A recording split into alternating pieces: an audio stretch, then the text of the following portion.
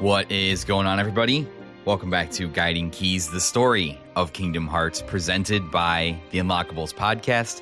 As always, I am your host. My name is Eric, and I am your guide on this wonderful adventure that we've been on through the world of Kingdom Hearts and through the mind and creative ambitions of series creator and director Tetsuya Nomura. I'd like to thank you so much for tuning in wherever, whenever in time and space you might be located. It means so much to me that you're willing to stop by, check out the show, and see what is going on in the world of video games, or in this case, the world of Kingdom Hearts. I'm pretty sure I've probably said this on every episode so far, but we have a pretty big one for today. And honestly, as I'm recording this, I don't know if this is going to be all in one shot, a one-part episode, or if I'm going to have to divide it into two parts, because Dream Drop Distance gets pretty complicated. Out of all of the games other than Recoded, this was the one that I was dreading doing the most, just because this is where the series kind of starts to get its reputation for being really, really confusing. And some of the elements in the story that I will attempt to explain are things that not even I have a full grasp on how they work or the way they're communicated. So I'm going to do my best job to try and explain how this story works, explain these concepts to you, and I'm relying and drawing on a lot of work that the community has done in understanding these concepts and understanding this game, because the way things are communicated aren't super clear all the time, and a lot of the terms and ideas and story elements that are used cause so much confusion. So I may get some things wrong. There may be people that come along and say he interpreted this wrongly. Like, I'm fully anticipating that, just because this is insane. And I'm standing on the shoulders of giants of the Kingdom Hearts community who have done an incredible job trying to break down this latter half of this arc, because it does get pretty complicated when you're trying to keep all this stuff straight. Who's who, like what's going on. I'll just say it up front. There's some time travel shenanigans that goes on. And whenever you introduce a concept like time travel, it always gets really confusing. So we'll get into all that stuff, though. But before we do, like every episode, let's just dive in. Also, both intended puns because of Dream Drop Distance. To just some of the introductory information about this game.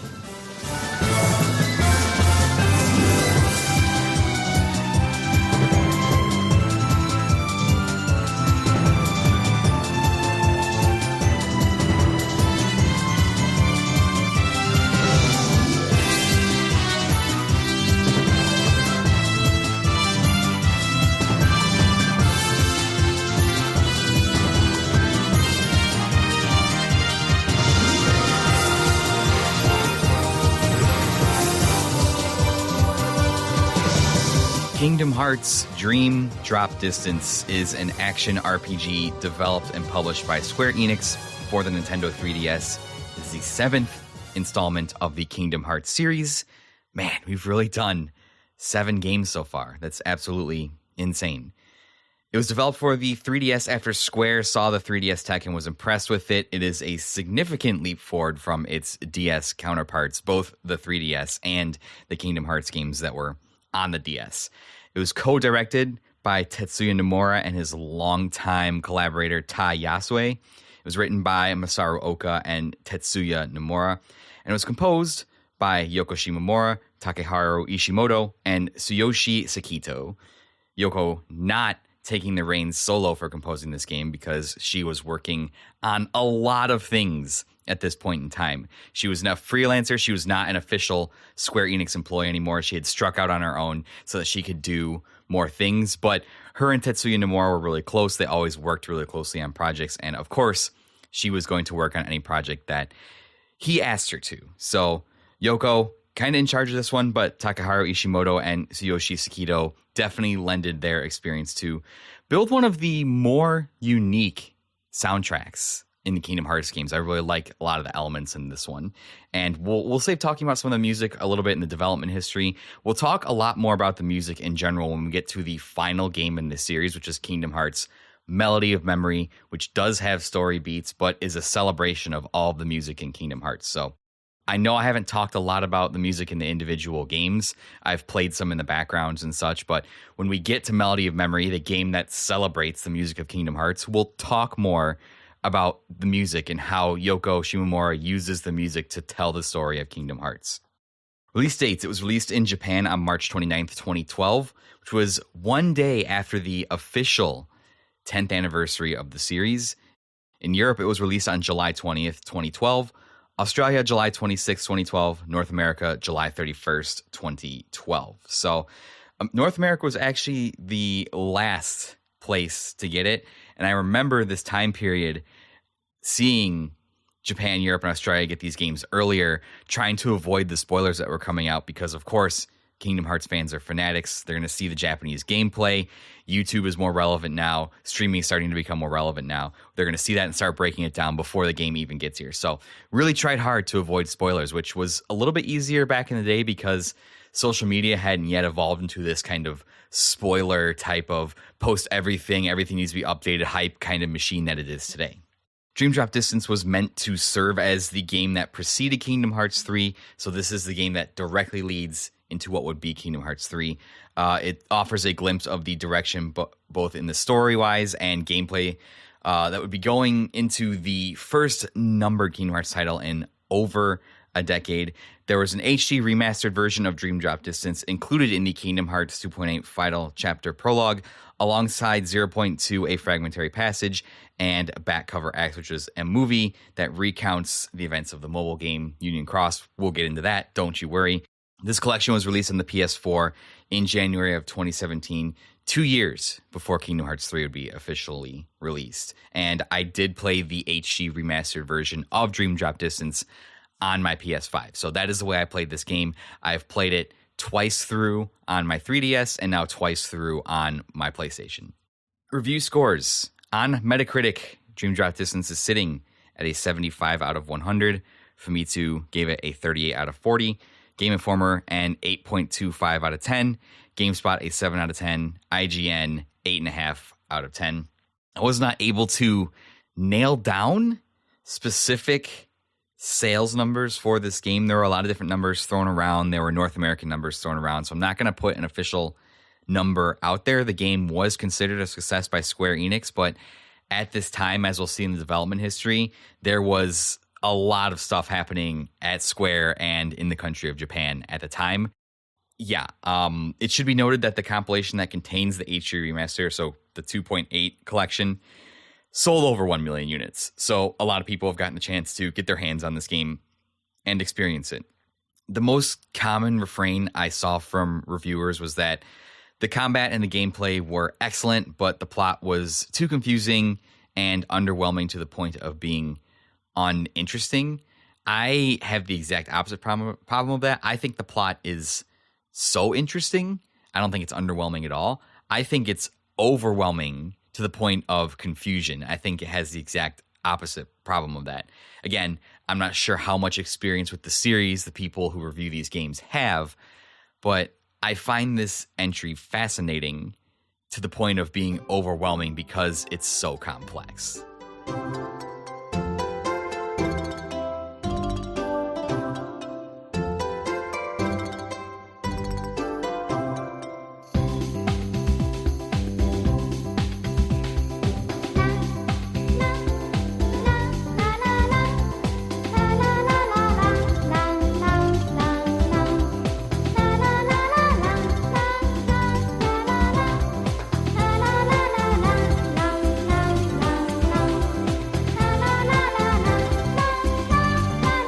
Jumping into my initial thoughts on Dream Drop Distance, I wanted to kind of get a snapshot first of how the fandom, the Kingdom Hearts community, feels about this game. Out of all of the Kingdom Hearts titles we've done so far, I would say this one is probably the most difficult to pin down in terms of how everyone feels about it overall. Some people say they really like it, with the combat and presentation being fantastic for the 3DS. Others say that the systems and the story were not to their liking. Some people think that it is difficult. It is one of the hardest Kingdom Hearts games, and I agree with this sentiment. There are common refrains that I've seen on whatever Reddit and forum posts that survive to this day, kind of providing a snapshot back to that era in 2012, which, is over a decade ago. So it kind of got to go back a little ways and that's kind of really scary to think about. But these are just some of the general thoughts that I've seen and heard. I wasn't able to really distill one conclusive opinion about this game from reading the thoughts and posts of other community members. So I'm kind of just going off of my personal feelings for this one and telling you guys how I feel about it. And kind of my blanket statement for this game is, just off the top of my head, I really love this game a lot. I think it's unique amongst the Kingdom Hearts titles, but I think it suffers under the weight of its own existence, because at this point in the story has become so expansive, and the things that Nomura is trying to do, that this game has so much to set up for Kingdom Hearts 3 now that I have the benefit of hindsight, having played Kingdom Hearts 3, looking back to Dream Drop Distance. The things that Dream Drop Distance was trying to do to maneuver the pieces in place so that Nomura could close out the story arc in Kingdom Hearts 3 is monumental. It suffers under the weight of trying to give us a reason for the final conflict in Kingdom Hearts 3. I did play this in 2012 when I was still in college. The month it came out, the day it came out, I had it pre-ordered. I had the special collector's edition, came with a pin. I was really, really excited. And I had found some Kingdom Hearts friends that I had at college at the time, which was a unique situation for me because I never had any like Kingdom Hearts friends, I guess you could say. So it was the first time that I was going to be playing a current Kingdom Hearts title with people around me that were as invested in the story and the games that I was. We had spent months leading up to this, poring over existing trailers, combing over all the cutscenes, reading through all the journal entries from previous games, from final mix versions of the games that weren't out in the West, mind you. We were completely invested in the story. We couldn't wait for the continuation of the story, and what we were getting is the inevitable return of Xehanort. I bought a Nintendo 2DS just for this game. And as I mentioned at the top, I've played it twice on the 2DS and twice on console now. So we were ready for this. This is probably, I would say, the moment in which my Kingdom Hearts fandom was probably at its highest. One of the only moments where I was like discovering and sleuthing for things alongside the community, trying to figure out the next set of mysteries that Nomura was going to unveil to us. In terms of gameplay, how put together the game is, I think this is probably the best handheld Kingdom Hearts title of the entire series. It plays a lot faster and smoother than its DS or PSP counterparts, just because of the power of the 3DS hardware, and it does a good job of showcasing that enhanced power. And I think the HD remaster is a nice translation to a console experience. So I think they did a good job on that end. There are some technical issues that bother me when it comes to the gameplay. We'll touch more on that in gameplay and presentation, but the command system makes a return where you have a command deck of abilities that you can use that go on cooldown when you use them. A lot of the more powerful and cool commands don't have iframes and have like ridiculously long casting times, like several seconds, making them difficult to use. I'm not quite sure about what a revenge value system in this game looks like, but that long cast time basically makes you a sitting duck. And if you are interrupted in the middle of the cast or in the middle of the spell, it just goes away instantly. So the way the game is set up and the way the AI is set up to like prioritize you when you're casting commands and stuff, I think really disincentivizes you from using the more powerful, more cool commands. And again, we'll go into that in the gameplay when we get there. As I said above, I would probably agree with the general consensus that this is probably the most difficult Kingdom Hearts game, as just like on its standard difficulty, not counting super bosses or additional challenges or anything like that in other titles. Yes, in the final mix, Kingdom Hearts 2 is incredibly difficult with the data organization fights and the lingering will. I would say just standard story across the board in just what it presents to you, not any of the secret stuff or extra stuff. This game is probably the most difficult Kingdom Hearts games. There are some fights near the end of the game that are just really, really tough. Especially, and spoilers for the next section, the game is split up into Sora's story and Riku's story. Similar to Chain of Memories, but not similar. And especially at the end of Riku's portion of gameplay, there is an absolutely grueling boss gauntlet where you have to fight like 5 incredibly tough bosses in the span of like 30 to 40 minutes with no breaks in between or anything like that. So yeah, it is by far probably the most, just at base level, at standard difficulty, most difficult Kingdom Hearts game in the entire series. I can see how people would be frustrated with the story, switching over to the narrative side. Like I said, this game has to set up a lot of moving pieces for the final stretch of the series, and it deals with a lot of obtuse themes. It introduces us to a new realm, the realm of sleep, as well as Dream Eaters and Nightmares are enemy stand-ins for this game. But this new world and how it kind of ties in with the overall Kingdom Hearts universe isn't explained very clearly.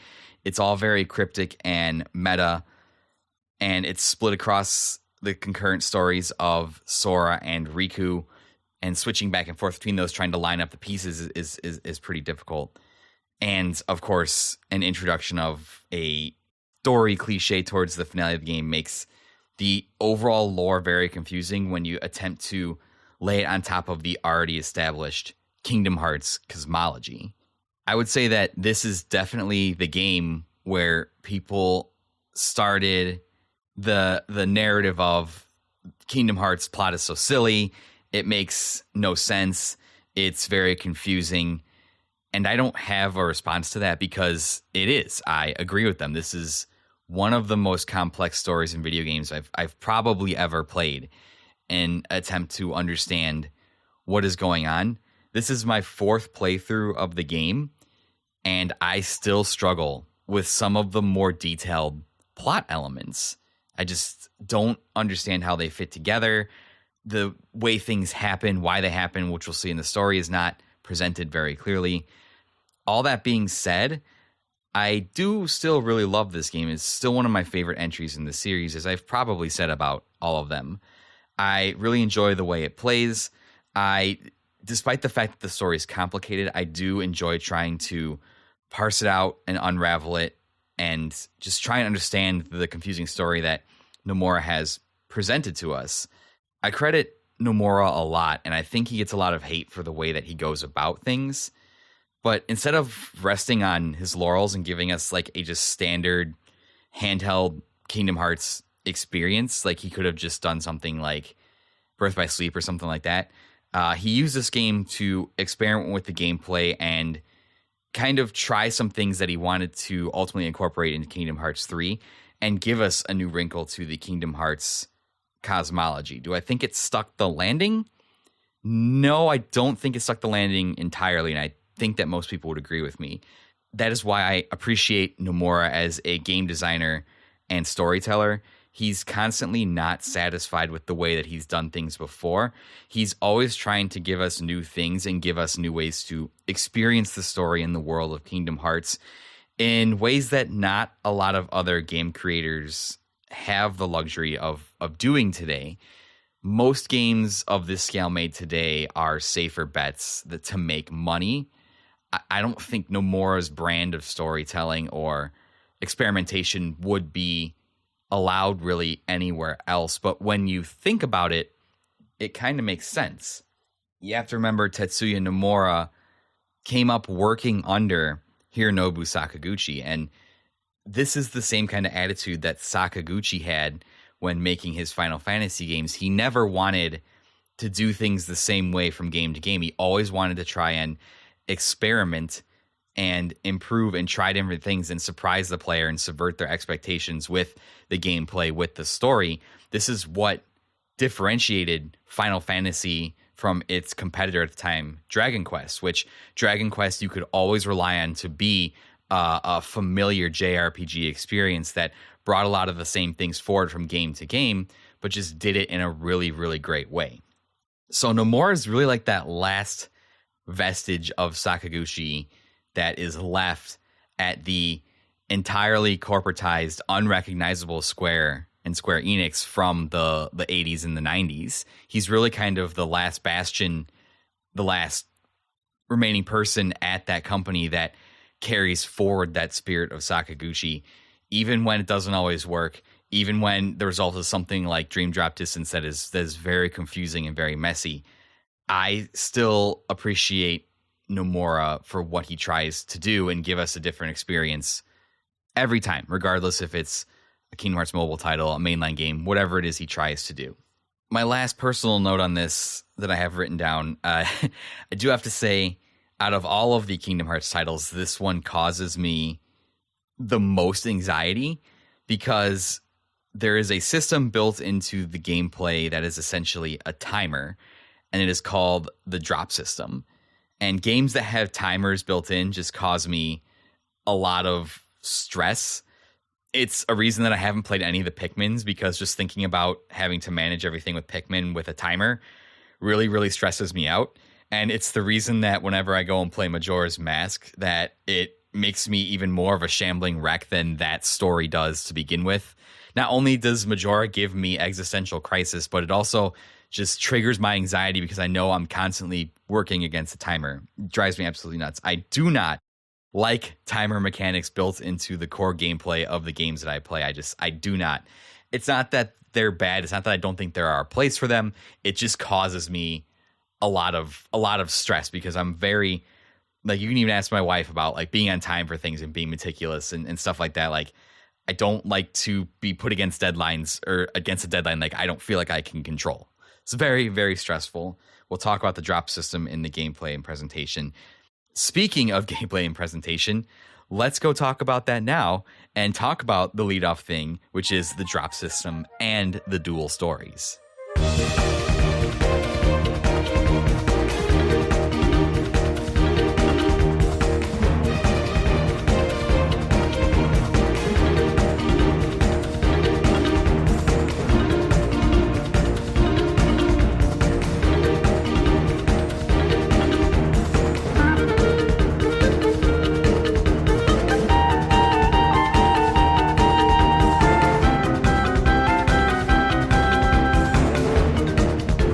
Gameplay and presentation. Let's begin with the thing I was just mentioning in my personal thoughts.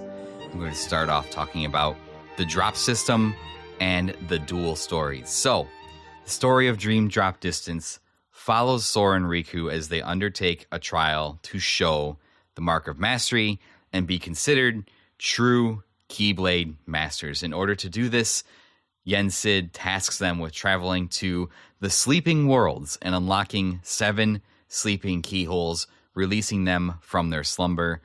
Completing this task, Yensid would consider them true Keyblade Masters, and they would attain the power of waking, which is a power they would need to wake up the hearts of those who were lost and hurting. Do not worry, we will talk more about the power of waking later, maybe part 2 of this episode or at the end of this long part 1. And the power of waking definitely plays a very big part in Kingdom Hearts 3. So do not worry, we will touch on the power of waking more in future episodes.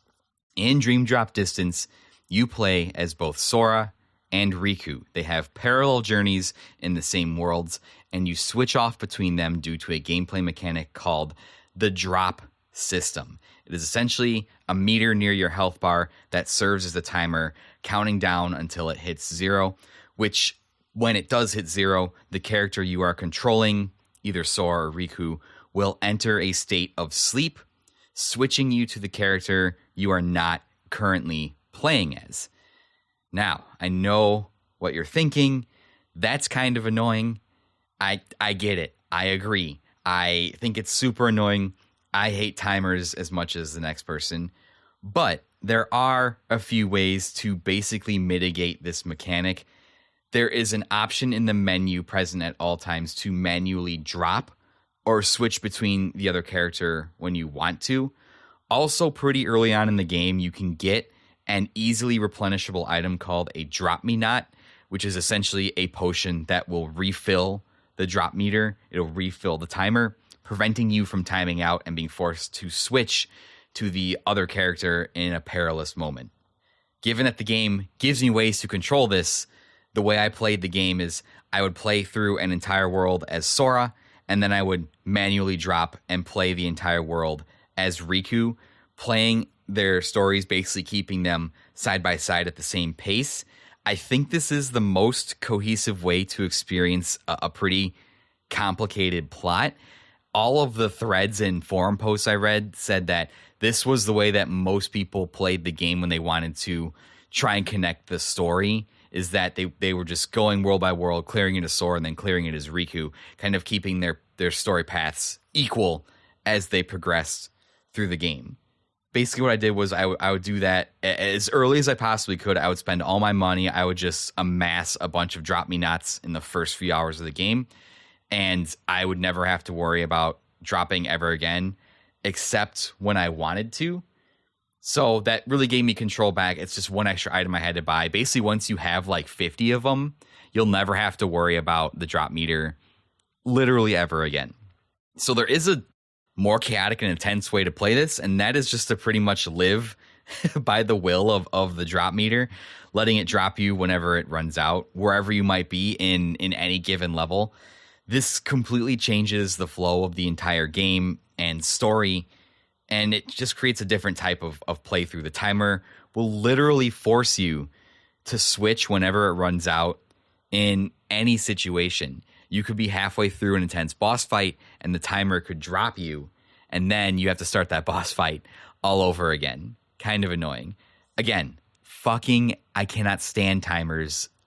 Majora's Mask, Pikmin, all these games stress me out. But like those two previous games, there is a connected reason narratively to gameplay as to why it happens. And I do like that a lot. It matches very thematically with the game, as it does in Pikmin and in Majora. Because you're in the realm of sleep, every once in a while Sora and Riku are just going to fall asleep, right? That's basically what the drop meter is. It's like how much time you have before you fall asleep.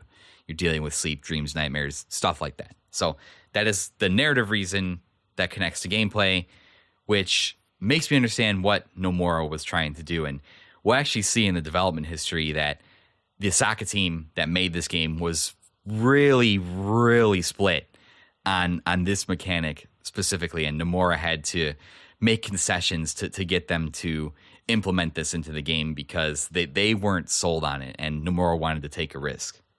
Oh, and the drop meter drop, right? So we have Dream in the title, which relates to the sleeping worlds that they're visiting. We have Drop, right? Because of the drop system, Dream Drop. And then Distance is just kind of, they wanted to name it Kingdom Hearts 3D. So we need a third D. There, I guess Distance could refer to like the amount of the time they travel in the sleeping worlds. Maybe, I don't know, but that's why. Next, Diving. Diving replaces the gummy ship sections to enter new worlds. Each new world you select, you have to dive into because you're literally diving into the dreams of the sleeping world to free it from sleep. And this is just like a little like shmups mini game section where you're moving Sora and Riku around as you descend towards the world. There are different objectives for each dive. It could be defeat X number of enemies, collect X number of prizes, finish in X amount of time, defeat the boss before finishing, that sort of thing. You're graded on each dive based on your score, time, completion, all that other kind of stuff on like A, B, C. And I have always sucked at these. I've never gotten good grades on them. I think I get an A like on the first dive, and then on the rest, if I'm lucky, I'll get B's, and the rest are just C's. Like I don't, and I never go back to try and get the better dive grades because I don't care. Like it's just a mechanic to get me into the world, and I find it less engaging than the gummy ship sections of 2, or even what I think is the ideal gummy ship sections of Kingdom Hearts 3. So that's diving. Now, we have to talk about the most important mechanic in the entire game, the thing that all of Dream Drop Distance is built around, and this is called flow motion. It, like I said, it's the most important mechanic in the game. I would stress that point. It is the mechanic. It is the single most powerful and impactful thing that you can do / master. It is used for traversal and combat, sometimes at the same time. Basically, you'll do either like a dodge or a dash at a wall, a railing, a pole, any surface that you can use flow motion on using the square button. And if you do this, you enter a state of flow motion. When done correctly, Sora and Riku will glow like this pinkish purple color, and they will launch themselves off the wall at like a high speed, or they'll grind down a rail at a high speed, or they'll swing around a pole over and over. And from this point on, you have a couple of options. You can like jump out of a flow motion state to attain a higher, it's just basically like a super jump. You can execute a flow motion attack with X, or you can hit square again on your way to another flow motion surface to stay in flow motion and traverse the map. So think of it like really high speed parkour. Once you master this mechanic, you'll be weaving in flow motion movement and attacks in your standard combat and traversal, like without even thinking about it. It'll become second nature, and its implementation in the game is really good, and it feels like a natural evolution of Kingdom Hearts mechanics. The base combat in Dream Drop Distance, I would say, matches Kingdom Hearts 2 in terms of like speed and intensity, but incorporating flow motion really kicks things up a notch. It's the mechanic. It's so powerful when combined with attacks that you'll want to be doing it constantly. As I mentioned in my personal thoughts, some of the more powerful commands, which we'll talk about commands next, take so long to fire off and are easily interrupted. Flow motion is so fast and very difficult to interrupt. It has priority over almost everything when fighting standard enemies. And while it might not have priority when you're fighting bosses, it's still incredibly useful to close distance and create distance between yourself and a boss during a boss fight. This mechanic would be carried forward, as most things are in Kingdom Hearts. If you notice the long arc of Kingdom Hearts, we're on the 7th game, and stuff has constantly been like brought forward from Kingdom Hearts 1 all the way to the 7th title, with things changing a little bit. It's been a while since we've had a traditional Magic MP system. Commands have mostly kind of supplanted that, but commands have been around now since Kingdom Hearts 358 days. So they're constantly experimenting with things that worked and didn't work in previous games to try and improve the overall product. So flow motion would return in Kingdom Hearts 3. It is much more diluted down in Kingdom Hearts 3. It isn't nearly as powerful or useful, and we'll examine that when we talk about Kingdom Hearts 3. One of the more interesting consequences of flow motion is the level design. Because of the speed and vertical mobility capabilities of flow motion, the levels got bigger and they got more intricate, with secret areas and vertical perches to accommodate your greatly expanded arsenal of movement options. This is probably the most complex level design that has been in a Kingdom Hearts game up until this point, and it's all thanks to flow motion. Most of the level design in Kingdom Hearts had been like narrow hallways or boxed arenas or areas that kind of like open up, but they're always like self-contained areas. The areas in Dream Drop Distance can scale from more like boxed arenas and hallways to these just massive open areas with tons of high points and hiding spots for treasure chests and things like that. So flow motion greatly increased the size of the level, because while they were making it, they're like, hey, this is fun to use, but the size of the level has to accommodate the enhanced speed and movement. If you're just doing this in like narrow hallways or smaller boxed arenas, it doesn't really make sense. As I mentioned above, commands and the command deck. The command deck makes its return, first debuting in 358 days. It's been a staple in Kingdom Hearts games for like the last 4 titles. Looks to be sticking around here for long term, because this is now the 4th straight game that it's been included in. My suspicion is, since all these games were on handheld consoles, was that this was just an easier system to implement than like Magic or MP system, but I digress. The command deck is at its simplest form. In Dream Drop Distance, there's no fusing commands to make new ones. You unlock commands by finding them in chests, leveling up your Dream Eaters, which, again, we'll cover next, and you slot them into your deck and use them with triangle. Then they go on cooldown until they can be used again. You guys know most of this stuff. They're split into 3 different types. Attack, which is like your Strike Raid, your Sonic Blade, your Sliding Dash, stuff like that. Your Magic, your Faraga, Cura, Sleep, Gravira, all that kind of stuff. And then your items, potions, Drop Me Nots, things of that nature. Again, some of the more powerful commands take up more than one slot. And I have some thoughts about the commands here. I appreciate that they're in their simplest form. I didn't particularly like having to experiment and fuse commands together to like figure out what they did.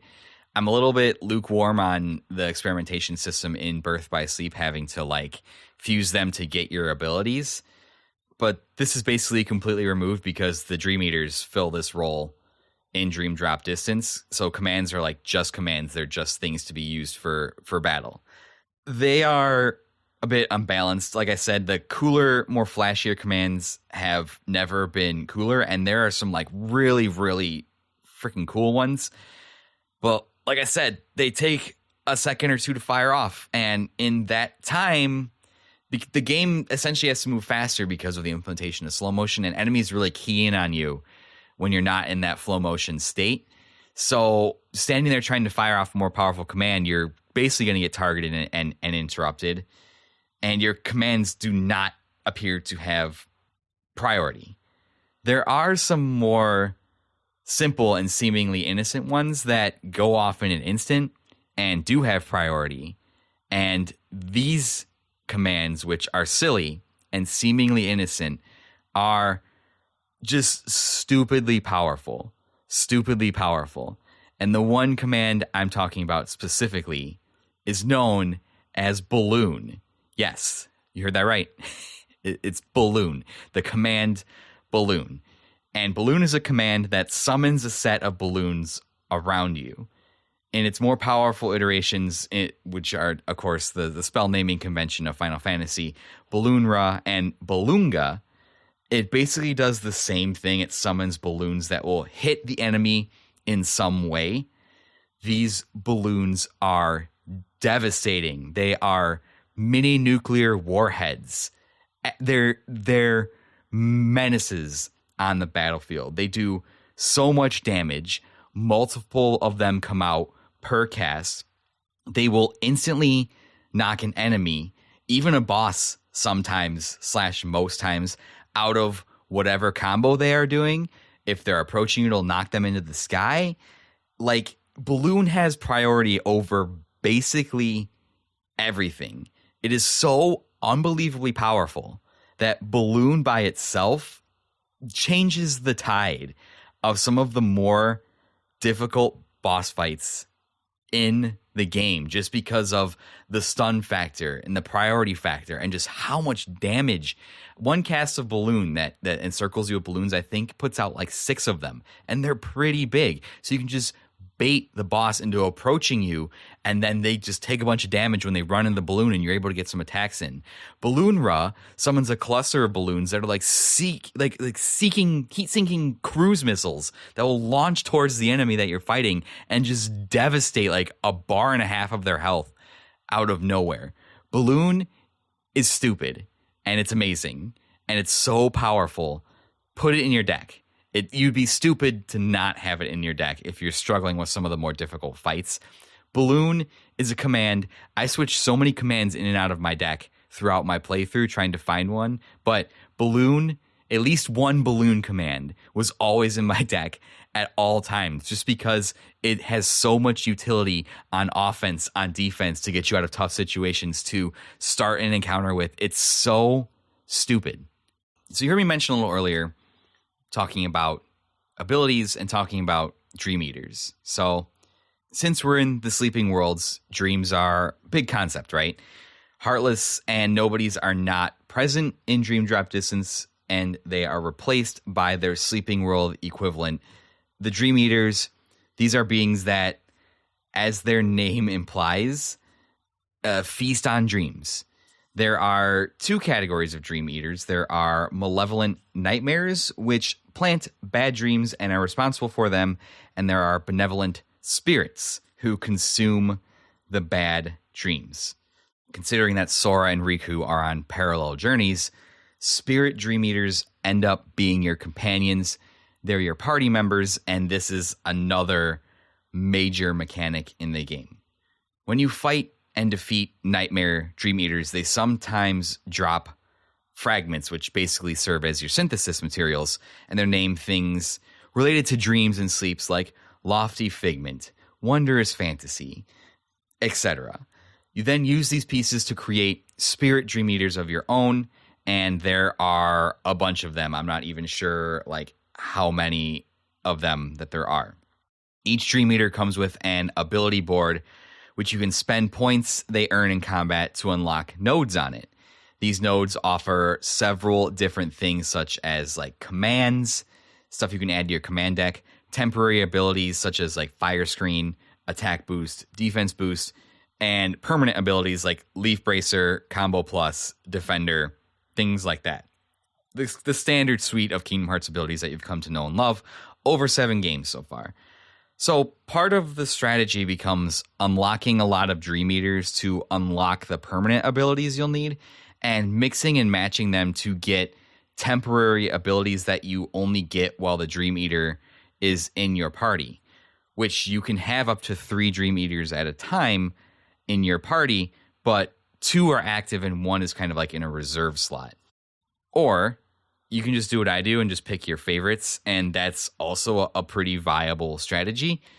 But you'll definitely want to make time to experiment and unlock more of them as you unlock more Dream Eater recipes to get a wide variety of abilities to choose from those different Dream Eaters. Sora and Riku can also link with their Dream Eaters when the link bar fills up. So for Sora, this means pulling off a combo attack with his Dream Eaters. Well, for Riku, he temporarily absorbs his Dream Eaters to enhance his combat abilities. And this kind of highlights in a very subtle gameplay way the 2 different journeys that the boys are on. Sora obviously relies on his bonds with the people around him. So, of course, he would do combo attacks with the Dream Eaters. Riku is kind of more on a solitary journey. He's more like an introspective journey. So, of course, he would use the Dream Eater's power to enhance his own abilities. Kind of a little subtle narrative touch there that's really, really nice. Dream Eaters can permanently die if their health runs out and you don't revive them in time. They'll basically just die and revert back to the pieces that you spent to create them. They are based on real life animals for the most part: eagles, cats, dogs, penguins, bats. And there's actually a system where you can go into the Dream Eater portion of the menu and kind of hang out with them and play with them.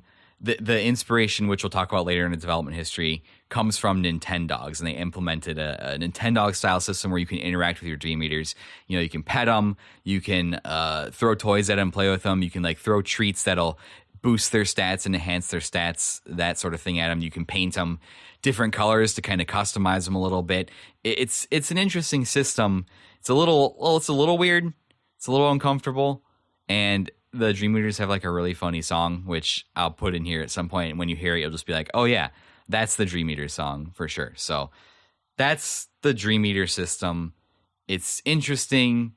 It is probably one of the most unique mechanics in the entire game because it doesn't really return after this. There's not really like a customization of party members outside of, in Kingdom Hearts 3, we go back to the standard, Donald and Goofy and the Disney characters are your party members.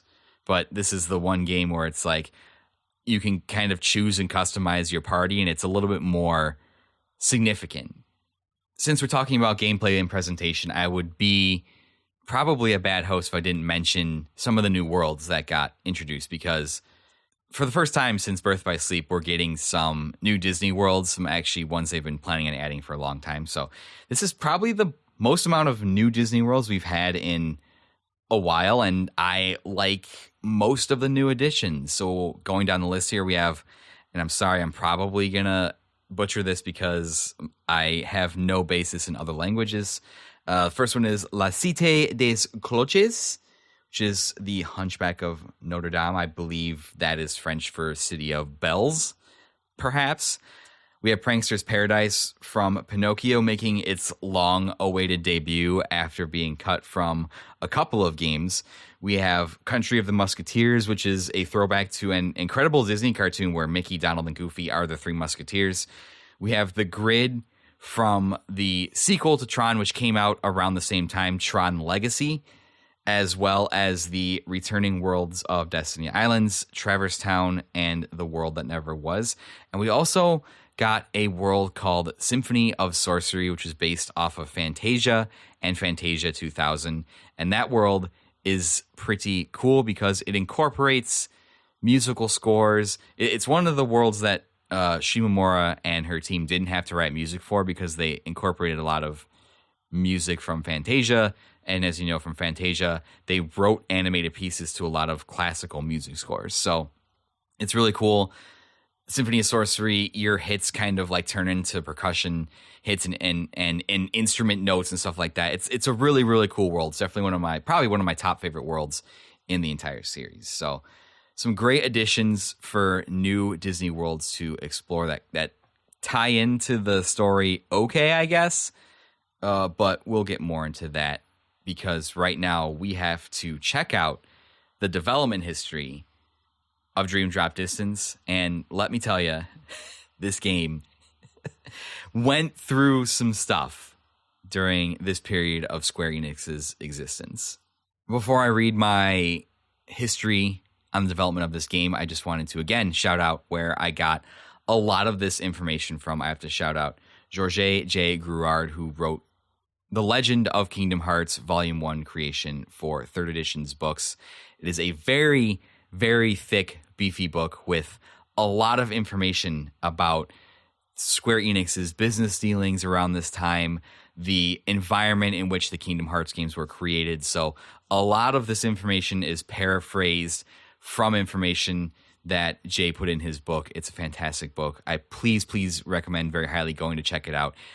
Even if you're not a fan of Kingdom Hearts, I think the insight it provides into Square Enix during the development of Kingdom Hearts and during that rough stretch they had from like 2006 to like the middle 2010s is really, really insightful. It's really, really fascinating. It's a very dense read, but there's so much information in that book that it's absolutely insane. And it touches on a lot of the stuff that was happening with Final Fantasy 13 and Versus 13 and Nomura and all the projects that he was working on and Final Fantasy 14 and just stuff like that. It's super interesting. The Legend of Kingdom Hearts Volume 1 creation by Georges J. Gruard, 3rd edition's books. Go and check it out. It's absolutely incredible.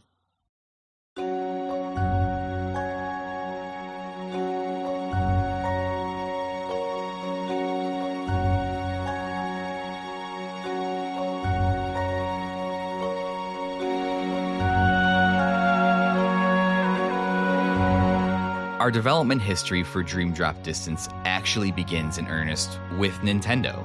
On March 23rd, 2010, they announced the development of the Nintendo 3DS, revealing more at E3 later that year. It was announced alongside an impressive slew of first-party titles, including The Legend of Zelda Skyward Sword and Donkey Kong Country Returns, and some of the titles included in the 3DS announcement included Metal Gear Solid, Tekken, and of course, a Kingdom Hearts game. It was a bold and aggressive plan for Nintendo, but there was only one problem. They were behind schedule on the development of the 3DS, and they were pretty bad at communicating their status with their third-party developers. Just a month out from E3 and the events around it, Nintendo asked its developers if they had demos ready for their games that could be played at private presentations. Of course, nobody did because of Nintendo's lack of communication, but Square Enix was determined to step up to the challenge. Their reputation had been suffering since 2006. Long-time delays to games like Final Fantasy Versus 13 and Dragon Quest IX had left fans frustrated, and the reception to Final Fantasy 13 in 2009 had not been great, to say the least. This was a chance to right the ship, and Tetsuya Nomura stepped in as he had many times before to try and change the company's trajectory. But there was just one issue. Most of his teams were busy. The younger members of his staff were working on Dissidia, Hand was bogged down with Recoded, and the core Kingdom team was finally working on pre-production for Versus 13 before it vanished. There was only one team he trusted to get the job done, and that was the team out of Osaka, who were currently working on international versions of Birth by Sleep. But he knew they could deliver, so Nomura worked with upper management to get the resources he needed to crank out some sort of demo in time for E3, with himself and Shinji Hashimoto traveling to Osaka to work directly with the team. Hashimoto's presence was crucial to letting everyone know how serious the team was about this Kingdom Hearts title for the 3DS. The team managed to put together a demo in time, but this was just the beginning of the challenges for the Osaka team and Dream Drop Distance.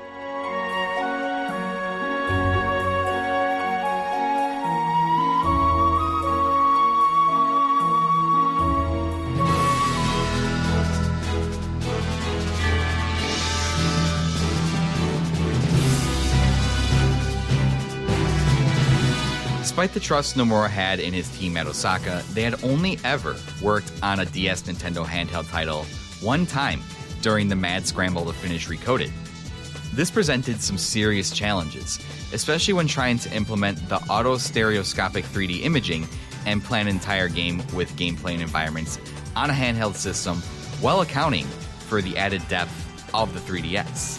Normal tricks developers use to represent depth, like making things smaller, didn't work in the same way when designing for the 3DS, and it was especially challenging with a brand new, fast-paced mechanic that Dream Drop Distance would become known for, flow motion. Flow motion gave the player so much more control and freedom that level design had to expand to accommodate, and made an already challenging prospect of designing for new hardware and technology even more daunting. Another system that threw the entire team off was the dual storylines of Sora and Riku, and the forced switching between them, which would ultimately become the drop system. Nomura wanted to surprise the player with this concept, and subvert the normal rhythm that Kingdom Hearts games had established over the years. Longtime Nomura friend and collaborator Tai Yasue was especially scared with this concept, but Nomura insisted despite knowing it was a risk. Like Sakaguchi before him, his mentor, Nomura was known to take risks. He wanted to surprise the player and elicit emotions from them, drawing on his experiences of playing games and being at low health in dire situations. A lot of the team was not on board with this idea and even resisted, but Nomura got his way like he always does. In exchange, he offered them a deal.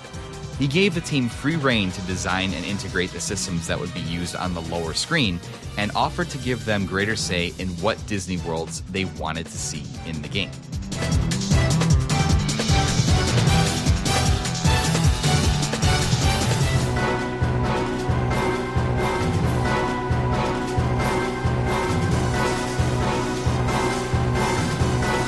As development started and the game started to come together, the team began to see and buy into Nomura's vision.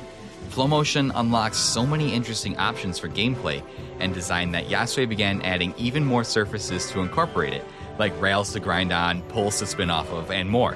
Flow motion was a natural evolution of Kingdom Hearts' increased pace and movement, and the design had to evolve along with it. They also had an opportunity to incorporate characters from one of Square Enix's most recent games, The World Ends With You. These characters replaced the Final Fantasy characters in the reimagined Traverse Town. The worlds picked by the teams and Nomura also started to become clear.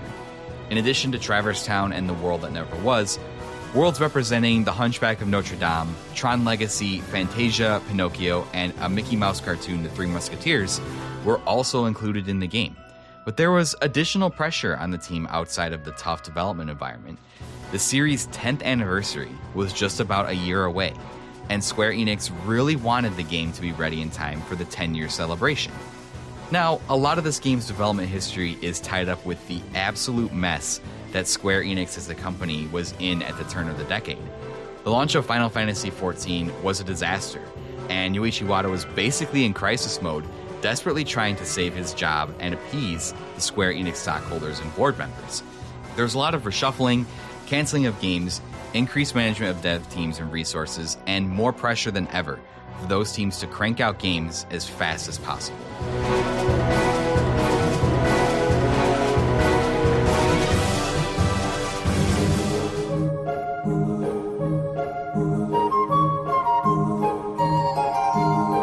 And yet, Nomura and his team trudged on as the game started to come together. The story concepts started to align with the gameplay. Dream Eaters were developed, and a system to interact with them was inspired by Nintendogs. Speaking of dreams, this was the theme that the music of the game started to be composed around. But what about our good friend and legendary composer, Yoko Shimomura? At this point in her career, she was a freelancer, working for herself rather than Square Enix, which meant she was taking on other contracts. In addition to Dream Drop Distance, she was already working with Nomura on the Beleaguered vs. 13, and had already accepted contracts working on other big projects, such as Xenoblade Chronicles. Shimomura is, and always will be, the end-all be-all when it comes to Kingdom Hearts, but it was clear she needed others to help her with the massive workload. She did a lot of the work on Dream Drop Distance, but Takeharu Ishimoto and Tsuyoshi Sekito worked with her to help finish the soundtrack. To capture dreamlike inspirations of the game, she and her collaborators composed the game using triple meter, essentially the time signature of a waltz. This was symbolic all over the place because of the 1-2-3 rhythm of a waltz. The game was in 3D, it was the 3DS, there were 3 Ds in the title. It's all very meta when you think about it. This wasn't especially common these days when composing music, especially for video games, but it was more common in classical music.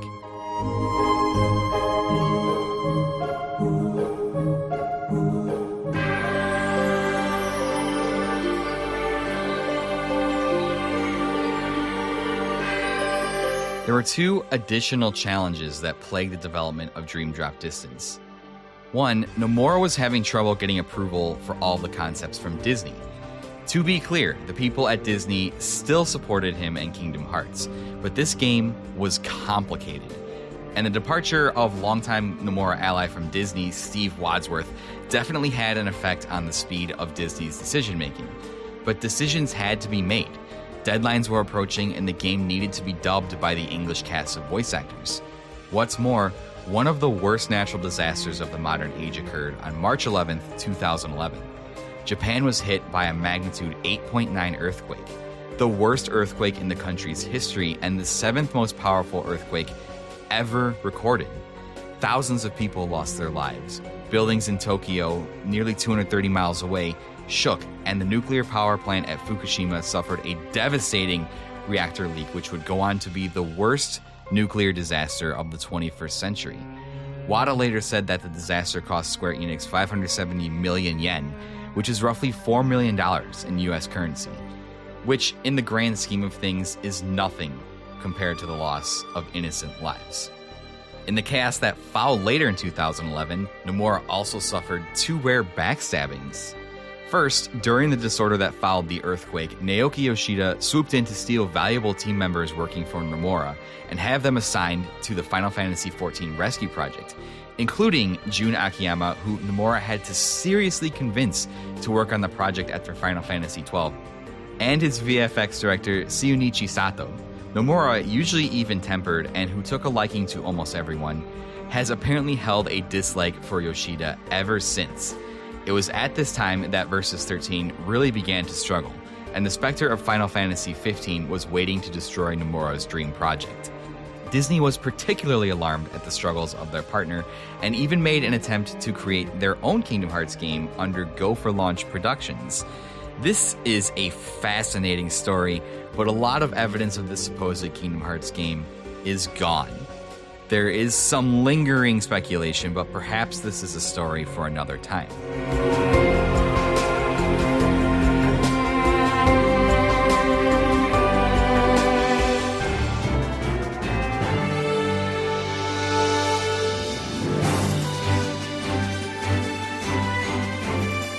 The game was entering its final stretch, with additional boss fights and final voice work being completed as close to a month and a half before launch.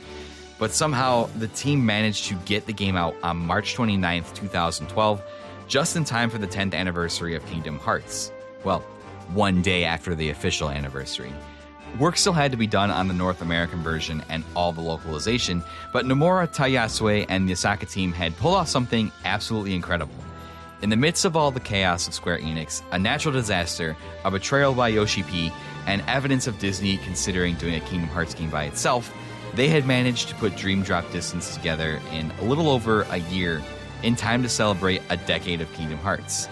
This era of Square Enix was a mess, and in many ways, Dream Drop Distance bears the scars of these struggles. But it speaks to Nomura's leadership, skill, and the determination of the Osaka team. This game was able to come out under such a tight deadline amidst Square's struggles.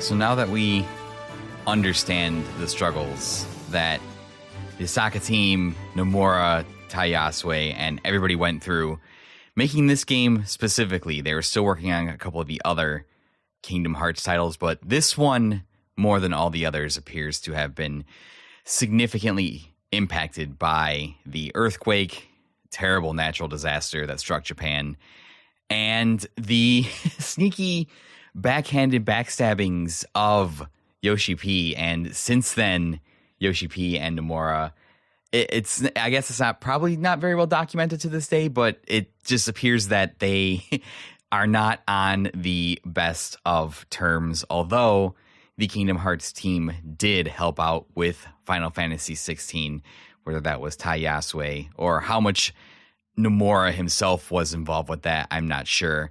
At the time of 16's development, he would have been working on Kingdom Hearts 3, currently working on Kingdom Hearts 4, and the Final Fantasy VII Remake series. So he probably didn't have too much to do with Final Fantasy 16, but Tayasue's Kingdom Hearts team did help out on Final Fantasy 16.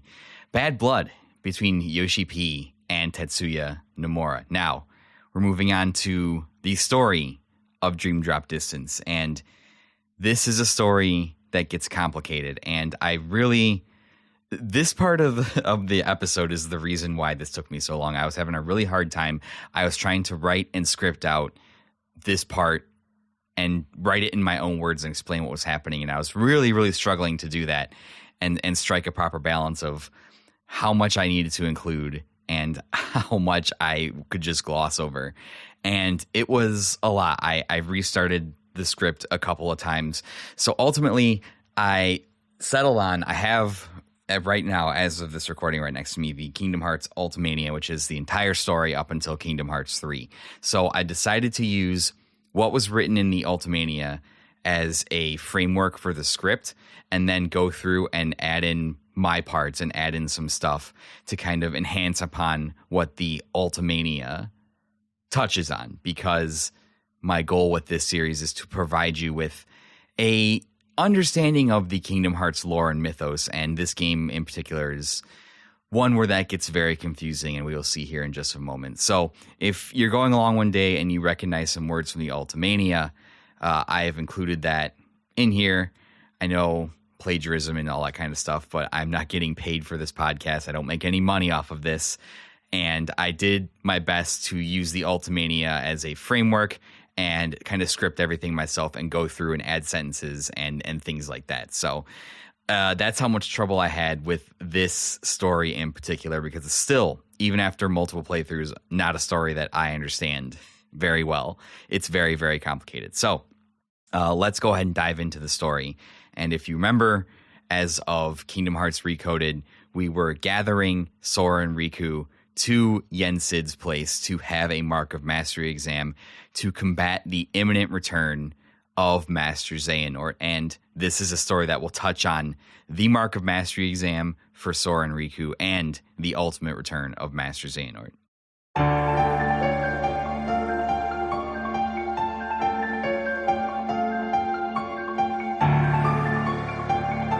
We know from the secret ending in Recoded the trajectory this story is taking. Yen Sid revealed to us at the conclusion of that game that when a person's heartless and nobody are destroyed, that person would return to the realm of light a complete person. Since they had defeated Xehanort's heartless, Ansem Seeker of Darkness, and his nobody, Xemnas, Yen Sid logically concluded that Master Xehanort's return was all but guaranteed. To combat the imminent threat of Master Xehanort, a new power was needed to protect the realm of light.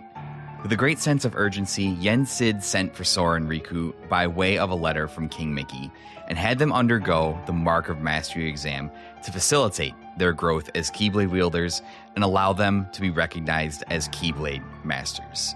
For their test, they were to dive into the dreams of sleeping worlds that hadn't been released from the darkness a year ago and unlock the sleeping keyholes to help each world revive.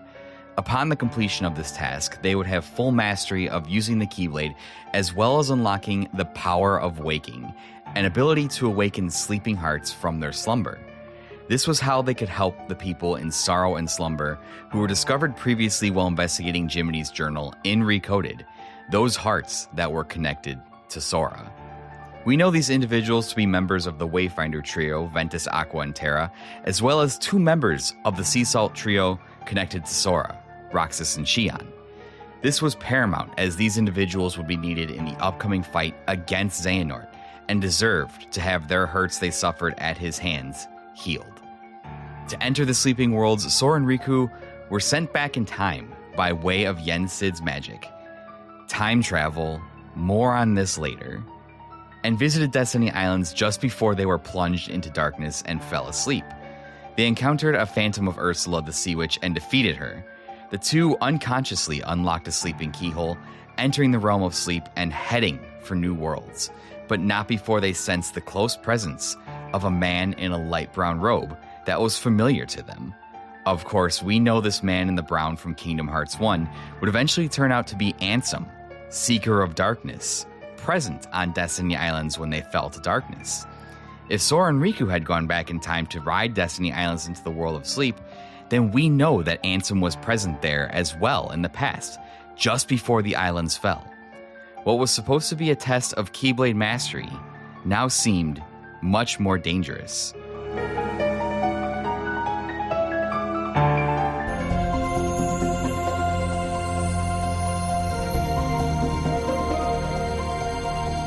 The next thing they knew, Sora and Riku were wearing outfits with strange symbols on them, having been thrown separately into Traverse Town, one of the sleeping worlds.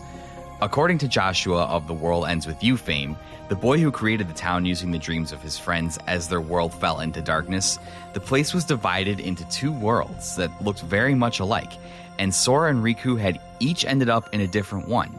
What had once began as a journey together now would continue as a journey separately through the sleeping worlds for Sora and Riku. The sleeping worlds. In these places that had fallen asleep at the point in time when the darkness had engulfed them, the inhabitants didn't know Sora or Riku, but were also inhabited by monsters called Dream Eaters. Sora and Riku continued their journeys apart while making allies of the good Dream Eaters, the spirits, and defeating the bad ones, the nightmares. The exam's assignment, release the sleeping keyholes, was going smoothly, but there was no sign of the two being able to join up with each other. Moreover, everywhere they went, a young man in a black coat, as well as other versions of Master Xehanort they once thought they defeated, Ansem Seeker of Darkness and Xemnas, appeared and spoke words with hidden meaning. Sora was treated as an accomplice of Organization 13, with the young man accusing him of being a hypocrite, making his own heart a prison. Riku was surprised and shocked at the presence of Ansem, with Ansem continuing to tempt him with the power of darkness. Sora and Riku continued to go from dream to dream, from world to world, becoming shaken many times and suddenly enticed to sleep over and over again.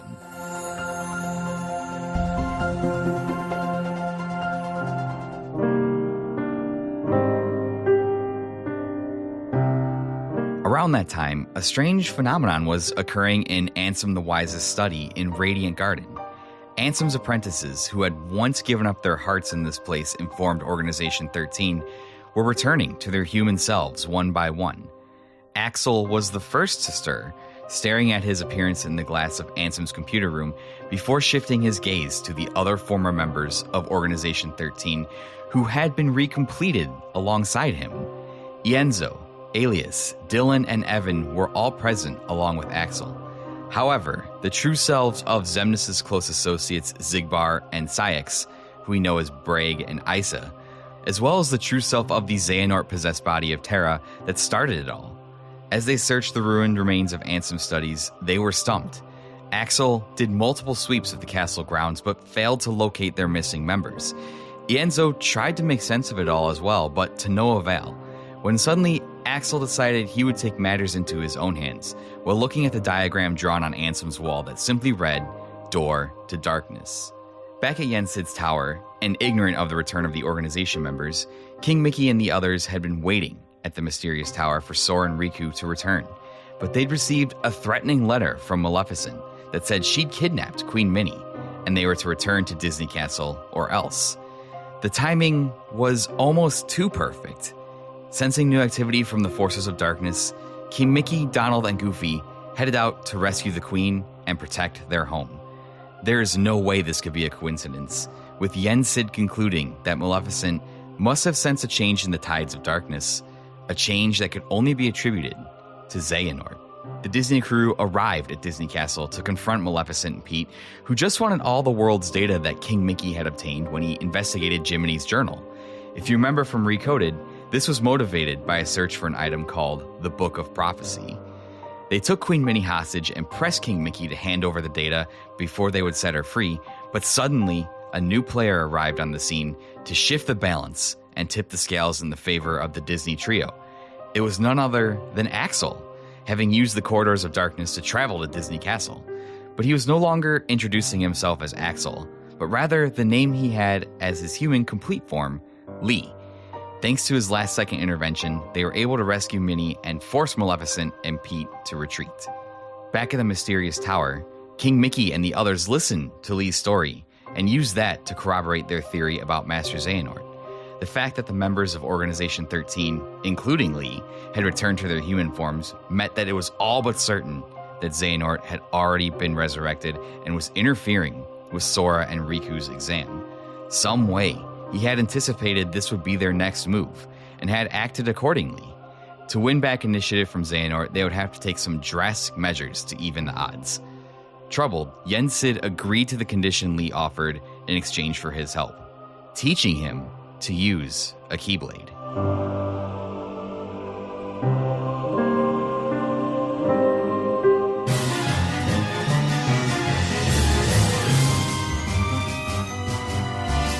Meanwhile, Sora and Riku, still separated, were carrying on with their exam. Riku hit on the idea that maybe a given world was a dream of its counterpart, but he couldn't prove it. Although they couldn't see each other, they worked together by fighting the same enemy in a pincer attack, driving off the power of darkness and unlocking sleeping keyholes. Though the young man in the black coat threatened your abyss awaits, insinuating that Sora would soon fall into the abyss of dreams, but Sora and Riku finally unlocked their 7th keyhole. It was at this time that the gang back at the mysterious tower finally understood how Xehanort could have been one step ahead of them this entire time. King Mickey and the others realized that they had failed to notice a grave fact when they sent Sora and Riku back to Destiny Islands just before its fall. Xehanort's Heartless had been in the Destiny Islands of the past as a figure in the brown robe, and he could have come into contact with Sora and Riku when they went there to start their exam. As an aspect of Xehanort, perhaps this fact could have somehow played into Xehanort's plan, alerting him to their actions. Wasting no more time, King Mickey departed from the mysterious tower to help Sora and Riku, who were seemingly falling right into Xehanort's trap. He followed his connection with their hearts and headed to the realm between, where he sensed Riku's presence faintly lingering. Despite accomplishing the task given to him for the exam, for unknown reasons, Sora turned up not at the mysterious tower, but in the world that never was. As though he were in a waking dream, Sora saw figures of people connected to him and grew confused. Changing between his younger form and his Kingdom Hearts 2 form as he drifted in and out of sleep, he met important people that were connected to him. He saw Naminé and a girl he had never recognized before, a girl with black hair and blue eyes that we know as Xion. As Sora grabs her hand as she tries to walk away, a tear inexplicably rolls down his cheek as the memories and feelings of Roxas feel pain inside of him. Roxas, of course, would appear in front of him as well, explaining to Sora that he has so many hearts connected to him and that he has to be the one to save them all.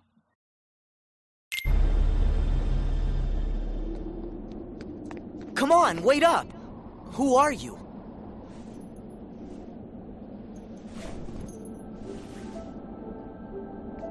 You're... Roxas! How can you be here? Am I dreaming? Come on, say something! This could have been the other way around. Huh? But it really has to be you. What do you mean?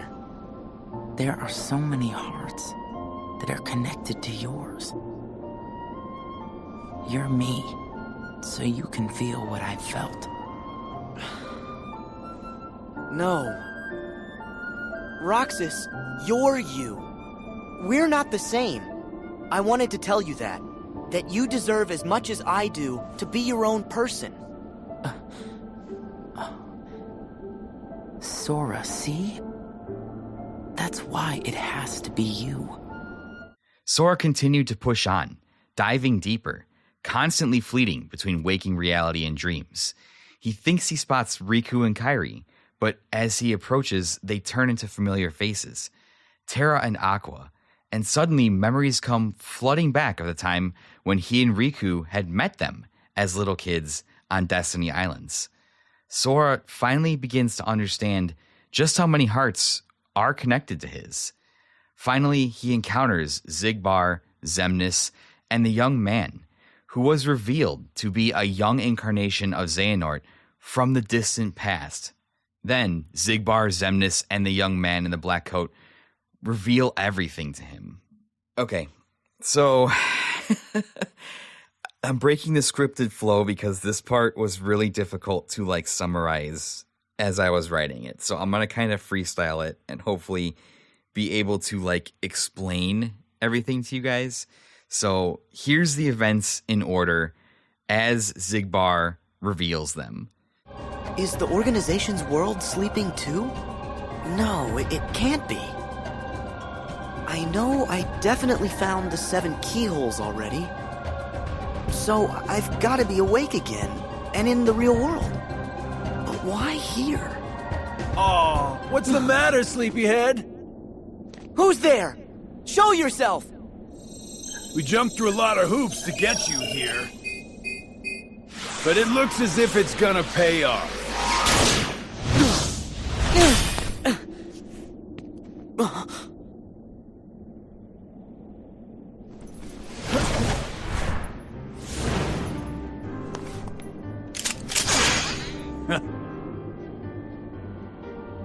You're part of this? Hey, let's hit these plot points in order. Sora, Roxas. First, you must be wondering about your revised itinerary. Why am I here, not back home? The answer's simple. We brought you to this place, hijacked your little slumber party before it started, and ever since we've been both your companions and your constant guides. Before it started? The man in the robe! And so that guy in the black coat! And Xemnas! Bingo!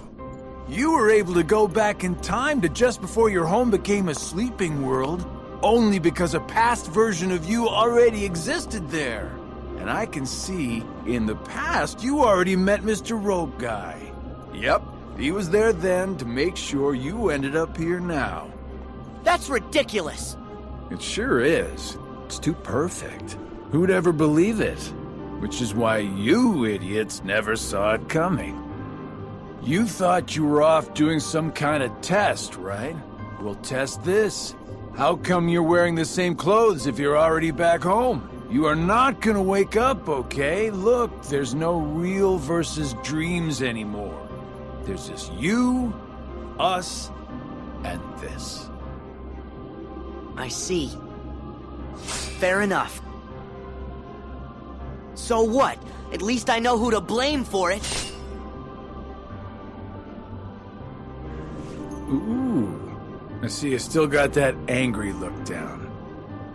But here is where I tag out. I got just a few more hoops I gotta jump through. Huh?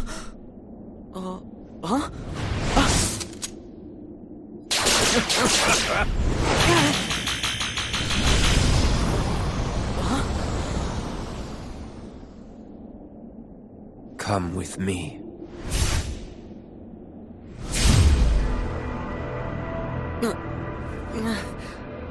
What? So he first reveals that the man in the brown robe, aka Ansem, Seeker of Darkness from Kingdom Hearts 1, who is an aspect of Xehanort, had indeed been in the past at Destiny Islands when Sora and Riku arrived there to ride that world into the realm of sleep so they could access the sleeping worlds. So because of this, Xigbar, Xemnas, and young Xehanort have been able to keep tabs on him throughout his adventure, making it less of an exam and more of a guided trap, explaining that's why he arrived at the world that never was when his exam was finished. How could they possibly keep tabs on him, I bet you're asking? Well, it's revealed that when Sora and Riku were entering their sleep to enter the sleeping worlds, the Ansem figure in the brown robe marks Sora with what is known in the series and is mentioned by Xemnas in a few minutes. He marks Sora with the recusant's sigil, which is basically, and it's visible on Sora's outfit from Dream Drop Distance. From the moment he enters the sleeping worlds and changes his outfit, there's a big white X marked on his shirt, which doesn't give the player pause right away because a lot of Nomura's designs and costumes have utilized like crossing belt patterns and X's and stuff like that. So it's not immediately clear that this is what happens. But this X, this recusant sigil, the X, which is the symbol of Xehanort, the sigil of Xehanort, allows them to track Sora throughout the sleeping worlds and keep tabs on him. This is why young Xehanort and Xemnas were able to constantly keep showing up where he was, because they knew where he was at all times. I know, a little bit confusing. So this is where the main antagonist that we've been encountering for the entire story, young Xehanort, he takes over the story from here. And young Xehanort is a younger version of Xehanort. He kind of looks like Terra. He has a similar hairstyle. But this is where young Xehanort takes over from here. And he reveals several scenes to him. The first scene we see is the man in the brown robe approaches young Xehanort while he was still on Destiny Islands, who is Ansem. And we've seen this scene of young Xehanort in, I believe, in Birth by Sleep and in Recoded, where he's just saying to himself, this world is just too small, indicating that young Xehanort once came from Destiny Islands. Yes. This was where it started. At this point, I still had no idea that I was talking to myself. He cast away his bodily form just to set me on the appointed path. What do you mean? That is Xehanort, reduced to just a heart. The being you and your friends called Ansem. Whoa!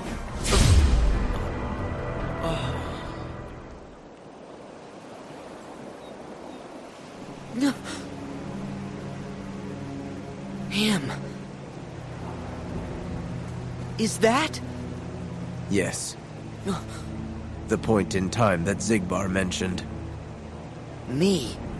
Right before my world was swallowed by the darkness. To move through time, you must leave your body behind. Ansem first sent me on my way, and then placed himself here when the time was right. That is what set all these events in motion. What are you saying? That he knew everything that would happen? No, not everything. But remember, Ansem possessed Riku and saw his experiences in real time. So? That could only tell him so much. How did he know I would be here today? So it's revealed that the Ansem, the man in the brown robe, is just Xehanort in just heart form. And this is where young Xehanort reveals to us the time travel shenanigans.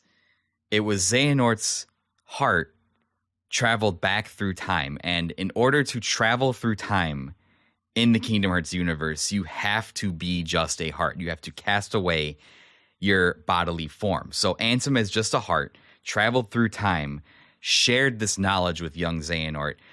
And again, I'll touch on all the time travel stuff after I finish telling you the story, so just bear with me.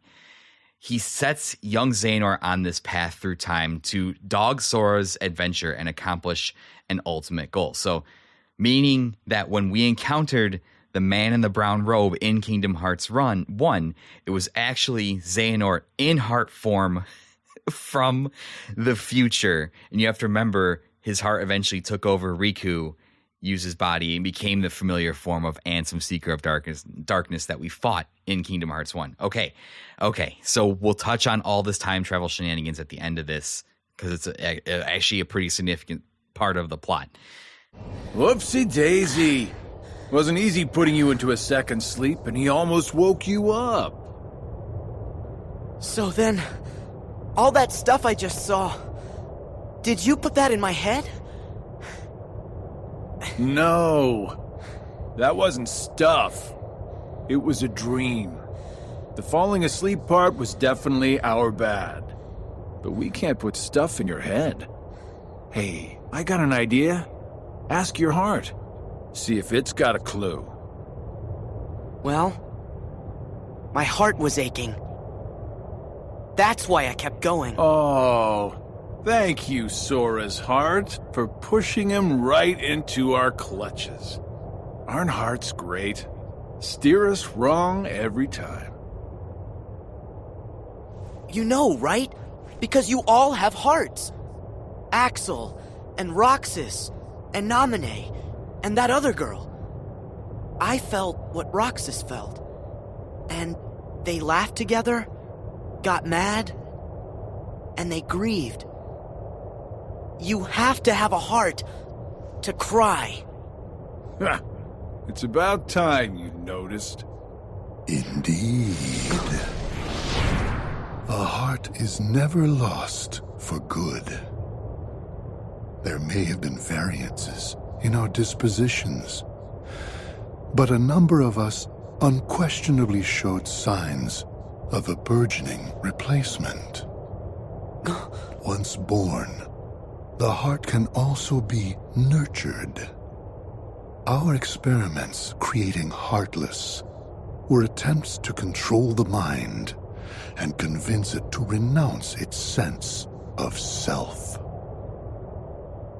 But understand, one can banish the heart from the body, but the body will try to replace it the first chance it gets, for as many times as it takes.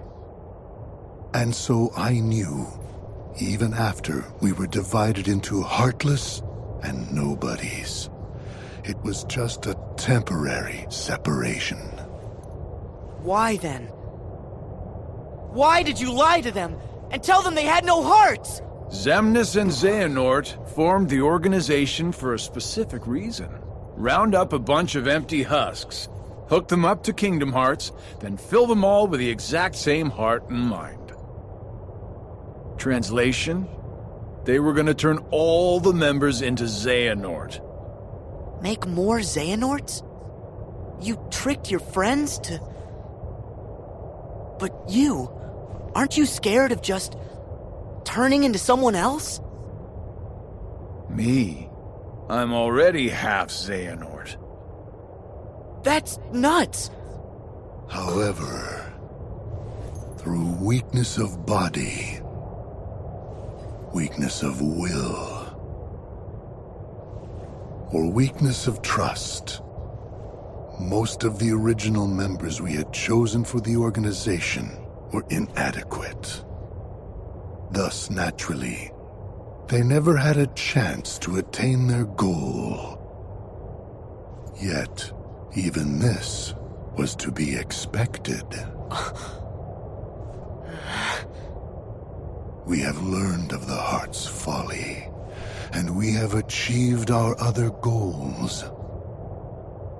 This last excursion has proven to be a worthy closing assignment for the organization.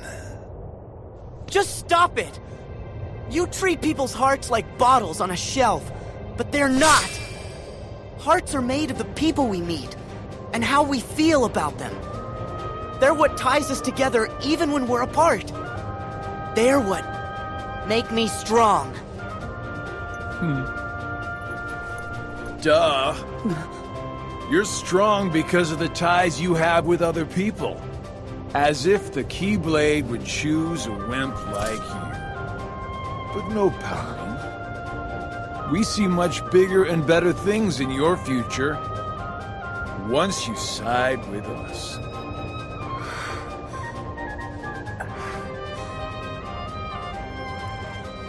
I know the Keyblade didn't choose me, and I don't care. I'm proud to be a small part of something bigger. The people it did choose.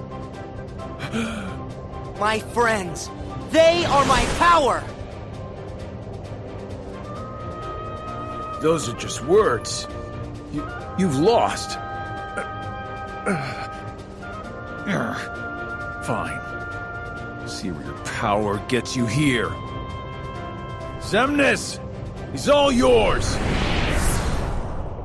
Well, their ultimate goal was to plant fragments of Xehanort's heart in husks without hearts to gather a total of 13 Xehanorts. And Xehanort had chosen Sora as the 13th vessel, and he'd been secretly following the boy since the start of the exam to lure him into sleep. And when you get into a deep enough sleep, sleep has a relationship to death in the Kingdom Hearts universe, and the darkness is very deep there. So if you lure someone into a deep enough sleep, like these worlds, when they're swallowed by darkness, they will not wake up. So they wanted to lure him into a deep enough sleep and trap him there, basically. So then they could turn him into one of Xehanort's vessels. Sora fights back. Sora stood up against them with the power of his bonds, accepting a truth. He knew now that the Keyblade did not choose him. Only because of his bond to Ventus did the Keyblade choose him on that fateful night, because it was only passed on to Riku. But he was happy to be a part of the story of those it did choose through the strength of his bonds.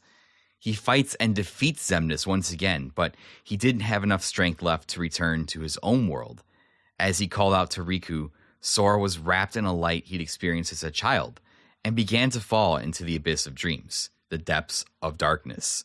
Young Xehanort appears as Sora sinks into the depths of sleep to explain how were they able to track him. Well, Brown Road Ansem, as I said before, marked Sora with an X on his shirt, which is called the Recusant's Sigil. I know you think you've won, but you lost the moment you dived this far in. You're in the deepest pit of slumber, and you've worn yourself down to nothing. There's no returning to the world above. What do you mean? We told you. It was not the sleeping keyholes that guided you. They are not the reason you are here. You've been on a path, one we laid out for you. That sigil on your chest is the proof. What? See, that sigil, the X.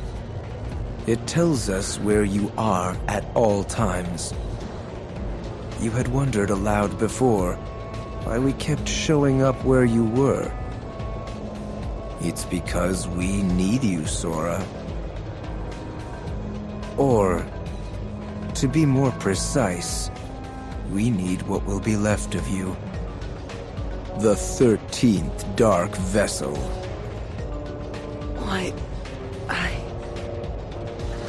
Why was it assured you would come here today? Because I followed my destined path, and I'm here looking at you right now. You can move through time, but time itself is immovable. Today, all of my selves throughout time were meant to gather here, and to welcome you, Sora, as our 13th member. These facts cannot be changed. What's gonna happen? I have now told you all that I know. We are all here, and what the future holds in store is beyond my sight. I will return to my own time and grow into the man who becomes all these others. While I know this future now that I have lived it, returning to my own time will erase the memories and experiences I have gained here. Still, my appointed path is now etched in my heart, which will first lead me to seek the outside world. Riku. Your heart will sleep forever in the folds of darkness, and your body will be another vessel for me. So light gives way to darkness. Good night, Sora. The next question would be, how did young Xehanort know that all of this would come to pass? Because it was destiny. They were standing here today. Young Xehanort explains that you can move through time, but time itself is immovable. Destined events to happen cannot be altered or changed. And this event was destined to happen. That is why young Xehanort was allowed to come here. Young Xehanort was meant to gather different aspects of himself throughout time to this point where they would come together to form the new Organization 13, with Sora serving as the 13th vessel for Xehanort's heart. As Sora sank into darkness, a shining light appeared, one that was familiar to him, the light of Ventus's heart from within him. It enveloped him, wrapping him in Ven's armor as the darkness began to consume him.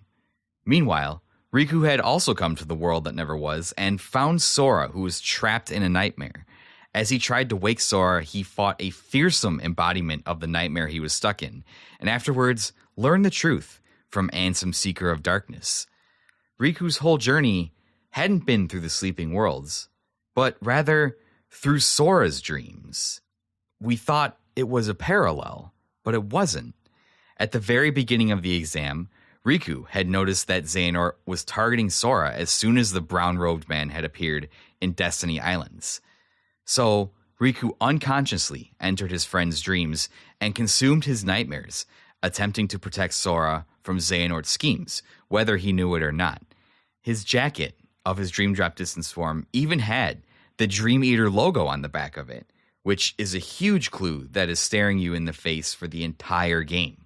Even so, he hadn't been able to protect Sora. Ansem, Seeker of Darkness, urged him to set the darkness in his heart free in order to save his friend. But Riku declared that he would make the darkness part of the light, and he defeated Ansem once again. After he escaped from the dream world, Riku finally reached Sora with the guidance of a spirit Dream Eater.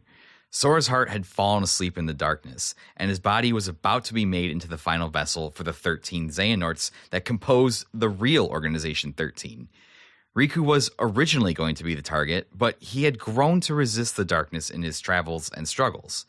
The one who had traveled from the furthest back in time, young Xehanort, summoned the remaining members one by one, different aspects of Xehanort throughout time, that he had gathered to this point.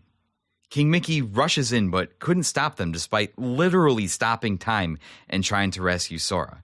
Young Xehanort was able to break free and engage Riku, who was able to fight and defeat him. However, the mastermind, Master Xehanort, resurrected to human form, finally revealed himself. After revealing his scheme to make the 13 darknesses consisting of his incarnations clash with the 7 lights and bring forth the Keyblade for certain this time, Xehanort attempted to fill Sora with his own heart. But in another stroke of perfect timing, this was prevented by Lee, Donald, and Goofy, people that Xehanort hadn't foreseen interfering. After failing to make Sora into his vessel, Xehanort announced the coming decisive battle before departing with his cohorts. Time had run out, and the fated clash would take place at another time.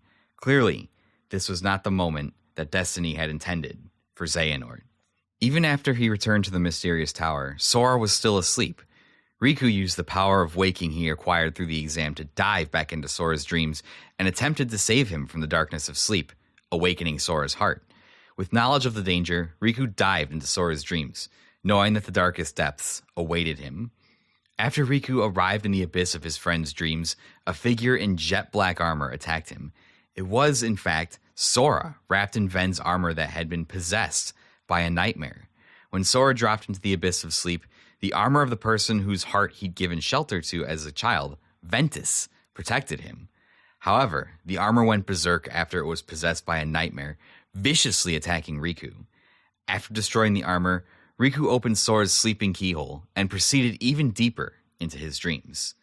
Next thing Riku knew, he was back in Destiny Islands, but this time in Sora's dreams.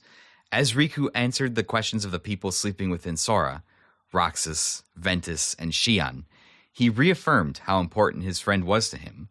Insert here, these questions that you get asked, that Riku gets asked, are the same questions that Tidus, Waka, and Selphie ask Sora at the start of Kingdom Hearts 1 when you're going through the awakening there. It's kind of cool, brings like a nice narrative full circle moment, but for Riku this time, because this is a really nice crescendo for Riku's arc here. Finally, he reunites with Ansem the Wise, who he'd once helped when he was known as Diz, saying that it was atonement for involving the others in his own plot for revenge. Ansem the Wise entrusts Riku with a certain object.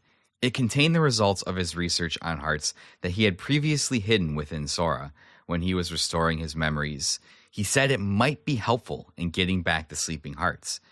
After accepting the data, Riku left the world of dreams behind. When Riku returned to the real world, Sora had already woken up. In the midst of the celebration, Yen Sid announced the results of the Market Mastery exam. Although both Sora and Riku were considered worthy of the honor, Riku was the one officially acknowledged as a Keyblade Master this time. Sora was so happy as he congratulated his best friend that it seemed like he was the one who passed. And Lee, who had been watching them, also awakened as a Keyblade wielder, summoning a fiery-looking Keyblade worthy of him. After the commotion had gone on for a time, Sora made a shocking decision. Saying he had some stuff to take care of, Sora used the power of waking to visit Traverse Town again. The Spirit Dream Eaters, his cherished traveling companions who'd helped him on his adventure, were waiting there for him, and he thanked them once again from the bottom of his heart. As the game draws to a close and the credits roll, there's one scene of note that you unlock in the secret movie. In order to fight the 13 darknesses of Xehanort, they will need 7 Keyblade wielders of light. But because Terra, Aqua, and Ventus, and Roxas and Xian are out of reach currently, Yen Sid sends Riku to retrieve someone, and as he returns and steps aside, he reveals none other than Kairi, who is asked by Yen Sid if she knows how to wield a Keyblade.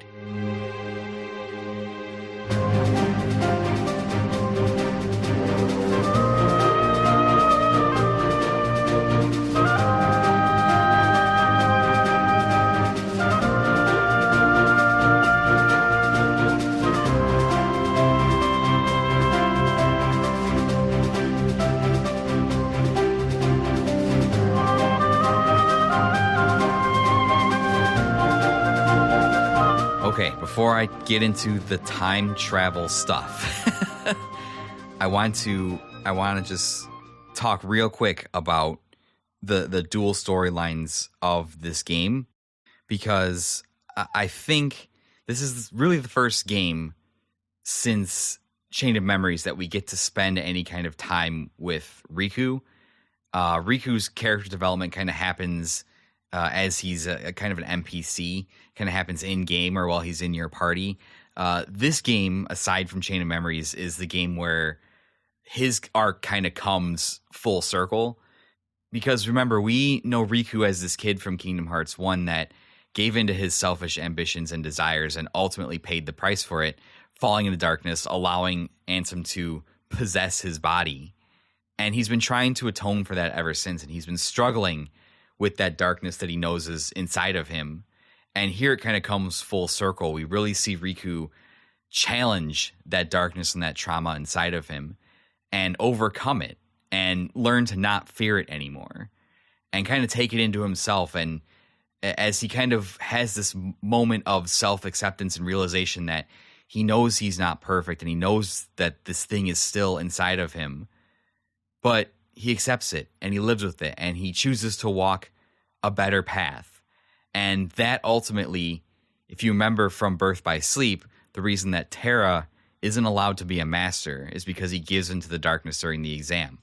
And Riku has those same moments, although I would say that this exam is much more intense than the one that Terra and Aqua had to go through. Riku has those same moments that Terra did during his exam. There's a parallel there. And it's even more fitting because Terra was the one to give him the Keyblade. Where Terra failed, Riku ultimately succeeded. He stared down his own darkness and he was able to defeat it. He didn't rely on it. He was able to stare in and not be afraid of it and not let his emotions and his selfish desires control his feelings. And he ultimately, like he said in the game and has said in a couple games, he ultimately walked the path to dawn. And it's a great narrative crescendo for Riku's arc. I will say that this is kind of the high point of Riku's story, is this game right here. And in a way, I think Dream Drop Distance does more for Riku's character than it does for Sora's.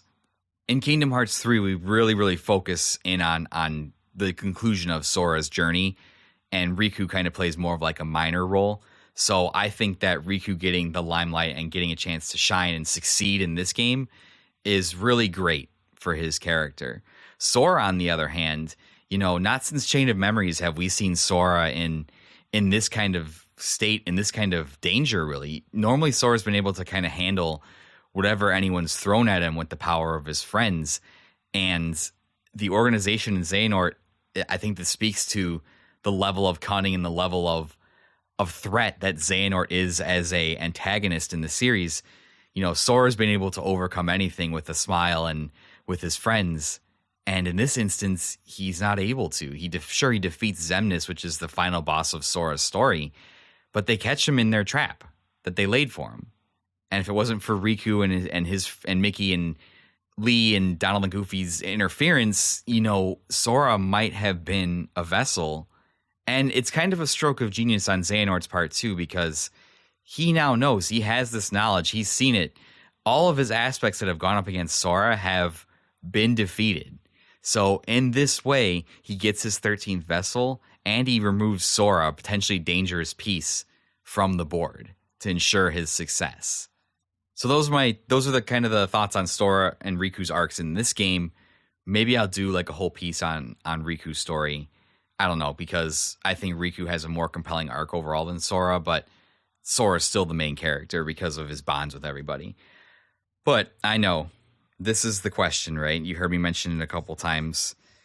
There is now time travel in the Kingdom Hearts universe. All right, kiddo, tell me, what do you know about time travel? Less than I should. Time travel! To generate the 1.21 gigawatts of electricity. 1.21 gigawatts! 1.21 gigawatts! Great Scott! Star Trek, Terminator, Time Cop, Time After Time. Quantum Leap. Wrinkle in Time, Somewhere in Time. Hot Tub Time Machine. Hot Tub Time Machine. Bill and Ted's Excellent Adventure. Are you seriously telling me that your plan to save the universe is based on Back to the Future? And time travel is always sticky when you introduce it into a story, because it's can create a lot of paradoxes, a lot of plot holes, a lot of loops very easily, right?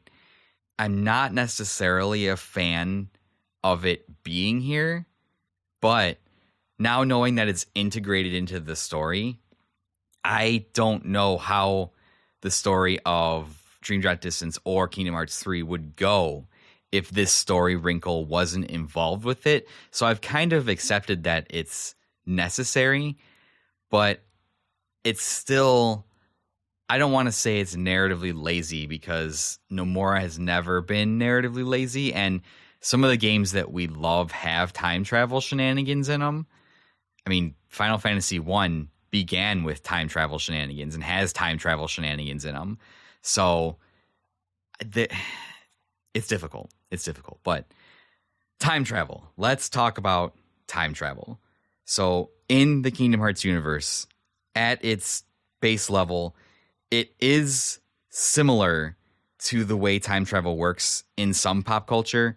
You are moving forward along the timeline to experience different points in time. But there are a couple of huge caveats that differentiate it from the way like Back to the Future and a couple of these other ones have utilized it, right? So let's define time travel first. How do you time travel in the Kingdom Hearts universe? So young Xehanort explains this to us when he's monologuing their evil plan in The World That Never Was. So basically, to time travel, you must cast off your body and spirit and become just a heart. Only by being a heart can you move forward and backwards through time. Whether you extract your own heart and become a heartless or any other way, you must be a heart and only a heart and nothing else. Your heart is the only essence of you that can move forward and backwards on the timeline and go to places. When you become a heart that gains the ability to travel through time, and when you do this, this grants all the other aspects and versions of you throughout time the ability to time travel. But just because you have the power to do it now does not mean that you can just do it. There are two conditions. You must either be only a heart, or you have to have help from the aspect of yourself that is a heart that has the ability to travel through time in order for you yourself to travel through time. Ansem, Seeker of Darkness, is the heartless of Xehanort, Terra's possessed body that has Xehanort's heart in it, who was the apprentice of Ansem the Wise. We know that that aspect of Xehanort willingly removed his heart from his body and became Ansem, Seeker of Darkness, the heartless, and Xemnas, the nobody, the leader of Organization 13. The heartless Ansem aspect of Xehanort was able to go back to the Destiny Islands because young Xehanort as a young man is originally from Destiny Islands. So he was able to go there. He shares the knowledge of time travel with young Xehanort. And when he does this, that is what allows Xehanort, with his body, his heart, his whole being, to move forward through the timeline to where other aspects of himself exist. Then that brown-robed Ansem stays on Destiny Islands until Sora and Riku, the events of Kingdom Hearts 1. And then shortly after Kingdom Hearts 1, Yen Sid uses his magic to send Sora and Riku back to the point where Destiny Islands fell so that they can go into the Sleeping Worlds. But Ansem is there because he just stayed on Destiny Islands until he possessed Riku's body. Okay. Next question is, what are the laws and restrictions of time travel in the Kingdom Hearts universe? So time travel does not just allow you to go wherever willy-nilly. It's not like you can just time travel to the past, time travel to any past or anything like that. There are stricter rules on this time travel and other media. So first, I mentioned it in the last section. Time travel is only possible. You're only able to travel through time if there is a version of yourself present at the time you wish to travel to. Meaning that this limits the ability to time travel to basically the span of your life. I was born in 1991. If the rules of Kingdom Hearts time travel applied, I would only be able to go as far back as a heart in 1991. But that would allow all versions of me on the timeline to have the ability to time travel, as long as my being that exists as just the heart assists them in doing so. To get around the time loops and time paradox thing, whereas like you kill your grandfather and then have to be your own grandfather, or like going back in time to kill Hitler or whatever, you are unable to alter the destined flow of events. And we know that destiny is a huge concept in Kingdom Hearts. Events are destined to happen how they will. That is one of the taglines of the series. Destiny is never left to chance, right? Xehanort says it in this game. And this concept is even more reinforced now that we know that Pete and Maleficent are looking for something called the Book of Prophecies. They're looking for a book that foretells the destined set of events as they are to happen. The laws of Kingdom Hearts will not allow you to go to a point in time and interfere with an event that was meant to happen. This preserves the continuity of the timeline. This prevents like a multiverse branching timeline thing going on, although we will get into different realities by the end of this series, so that'll be fun. Like I said, this prevents things from like people traveling back in time just to like kill someone. Otherwise, like they would just be like, oh, let's go back in time and kill baby Xehanort so they never existed. This one's a little bit confusing. You also aren't able to travel further than the present time, meaning you can't go forward in time because there isn't a future version of you that is there yet. Maybe. So young Xehanort was only able to come as far as the events of Dream Drop Distance because the most future version of Xehanort that was going to exist was going to be recompleted at the end of the game. So that is as far as he was able to go. But it doesn't really matter because even if you could go that far, you cannot alter a future that is meant to happen. You can only go as far as the most future version of yourself, and your ability to time travel is also limited by destiny. So basically, if events are meant to happen, you can't go there because you weren't there. Yeah, I know. It's kind of like a destiny time loop type of thing. Another important caveat is that the person traveling through time that is not in their heart form eventually must return to the time from which they came to live out the destined events of their life. But when you return to your original time, you lose all memories of your experiences time traveling. So you don't remember any of the stuff that you saw, any of the stuff that you experienced. And you're like, well, what use is that? When you return to your original time, although your memories are gone, the experiences are etched on your heart. So it's like your destined path is etched on your heart. And it'll influence you to go in the right direction and take you basically where you need to go. Okay, next question. So how does young Xehanort acquire the ability to time travel? I touched on this a little bit in the previous parts, but this all goes back to Kingdom Hearts 1. The major antagonist, Ansem, Seeker of Darkness, the Heartless of Xehanort, who is the apprentice of Ansem the Wise, who is actually the body of terror possessed by Master Xehanort's heart. Still with me? Good. That Xehanort, as we know, extracted his heart from his body to form the two beings, Ansem, the antagonist from Kingdom Hearts 1, and Xemnas, leader of Organization 13 in Kingdom Hearts 2. See where I'm going with this. Ansem, Seeker of Darkness was a heart, and only that at that point because Xemnas was the body portion. At that point, he unlocks the ability to time travel, which he does. He goes back to his younger self on Destiny Islands, revealing himself to young Xehanort in the guise of a brown-robed individual. This is where this whole plan forms to make the new Organization 13 based on 13 Xehanorts instead of 13 other random people that they tried to do and failed. His brown-robed form is basically just a guise for his heart. He doesn't have a form yet. He imparts all of the wisdom and the ability to young Xehanort to time travel, fulfilling the assistance requirement of the Kingdom Hearts rules of time travel for people who don't have hearts. And this way, young Xehanort is able to travel through time to anywhere Xehanort has basically been in his life and see all these events. And he's been in a lot of different places, encountered a lot of different people, and he's bringing different aspects or vessels forward in time to form the true Organization 13 made up of just 13 Xehanorts. Now, you may be wondering, at the beginning of the game, Yen Sid uses his magic to make Sora and Riku time travel to the point where Destiny Islands was about to fall, right?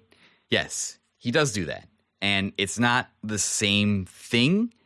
And this, I am not particularly sure why.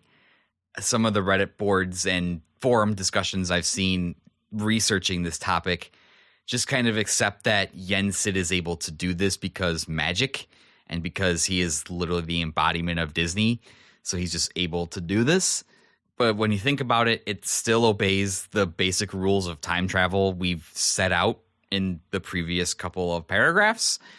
Sora and Riku could only go back in time to where there was a past version of themselves. There were past versions of themselves on Destiny Islands. Young Xehanort travels without the heart requirement because Ansem helped him. You could also argue that Yen Sid possessed the power to time travel and helped Sora and Riku to do it. You could also make the argument that Sora and Riku were probably both just hearts at one point.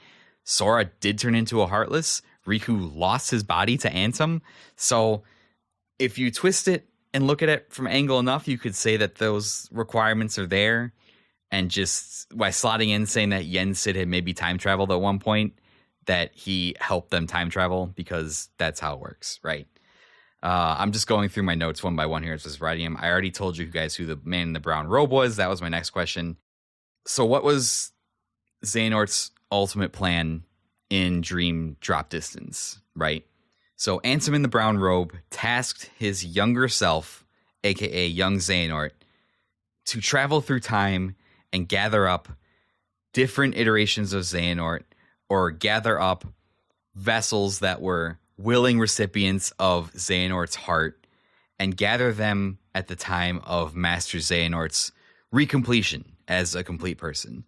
So if you're only allowed to travel to places where iterations of yourself have been, and time is unalterable because of the force of destiny, this works because in the simplest bullshit explanation I can give you, this works because it was meant to work. This was destined to happen, so it happens, right? But why all this? Why 13 Xehanorts? Why 13 aspects of himself? Master Xehanort discovers the true way to forge the Keyblade, not the Keyblades that every character has, the ultimate Keyblade, the one that they were going after in Birth by Sleep, the one true Keyblade. During the Keyblade War, the Master Keyblade was shattered into 20 pieces, 7 of light, 13 of darkness. I think you can see where this is going. Xehanort's last plan failed because he tried to forge the Keyblade by pitting one heart of pure light that was Ventus against the pure darkness, the heart of pure darkness that was Vanitas. And this resulted in the unstable Keyblade being created. Ventus actually stopped this from happening. The man in the brown robe, Ansem, marks Sora at the start of their journey because he was on Destiny Islands at that time, which is the X on Sora's shirt. You heard me reference in the story section, known as the recusant's sigil.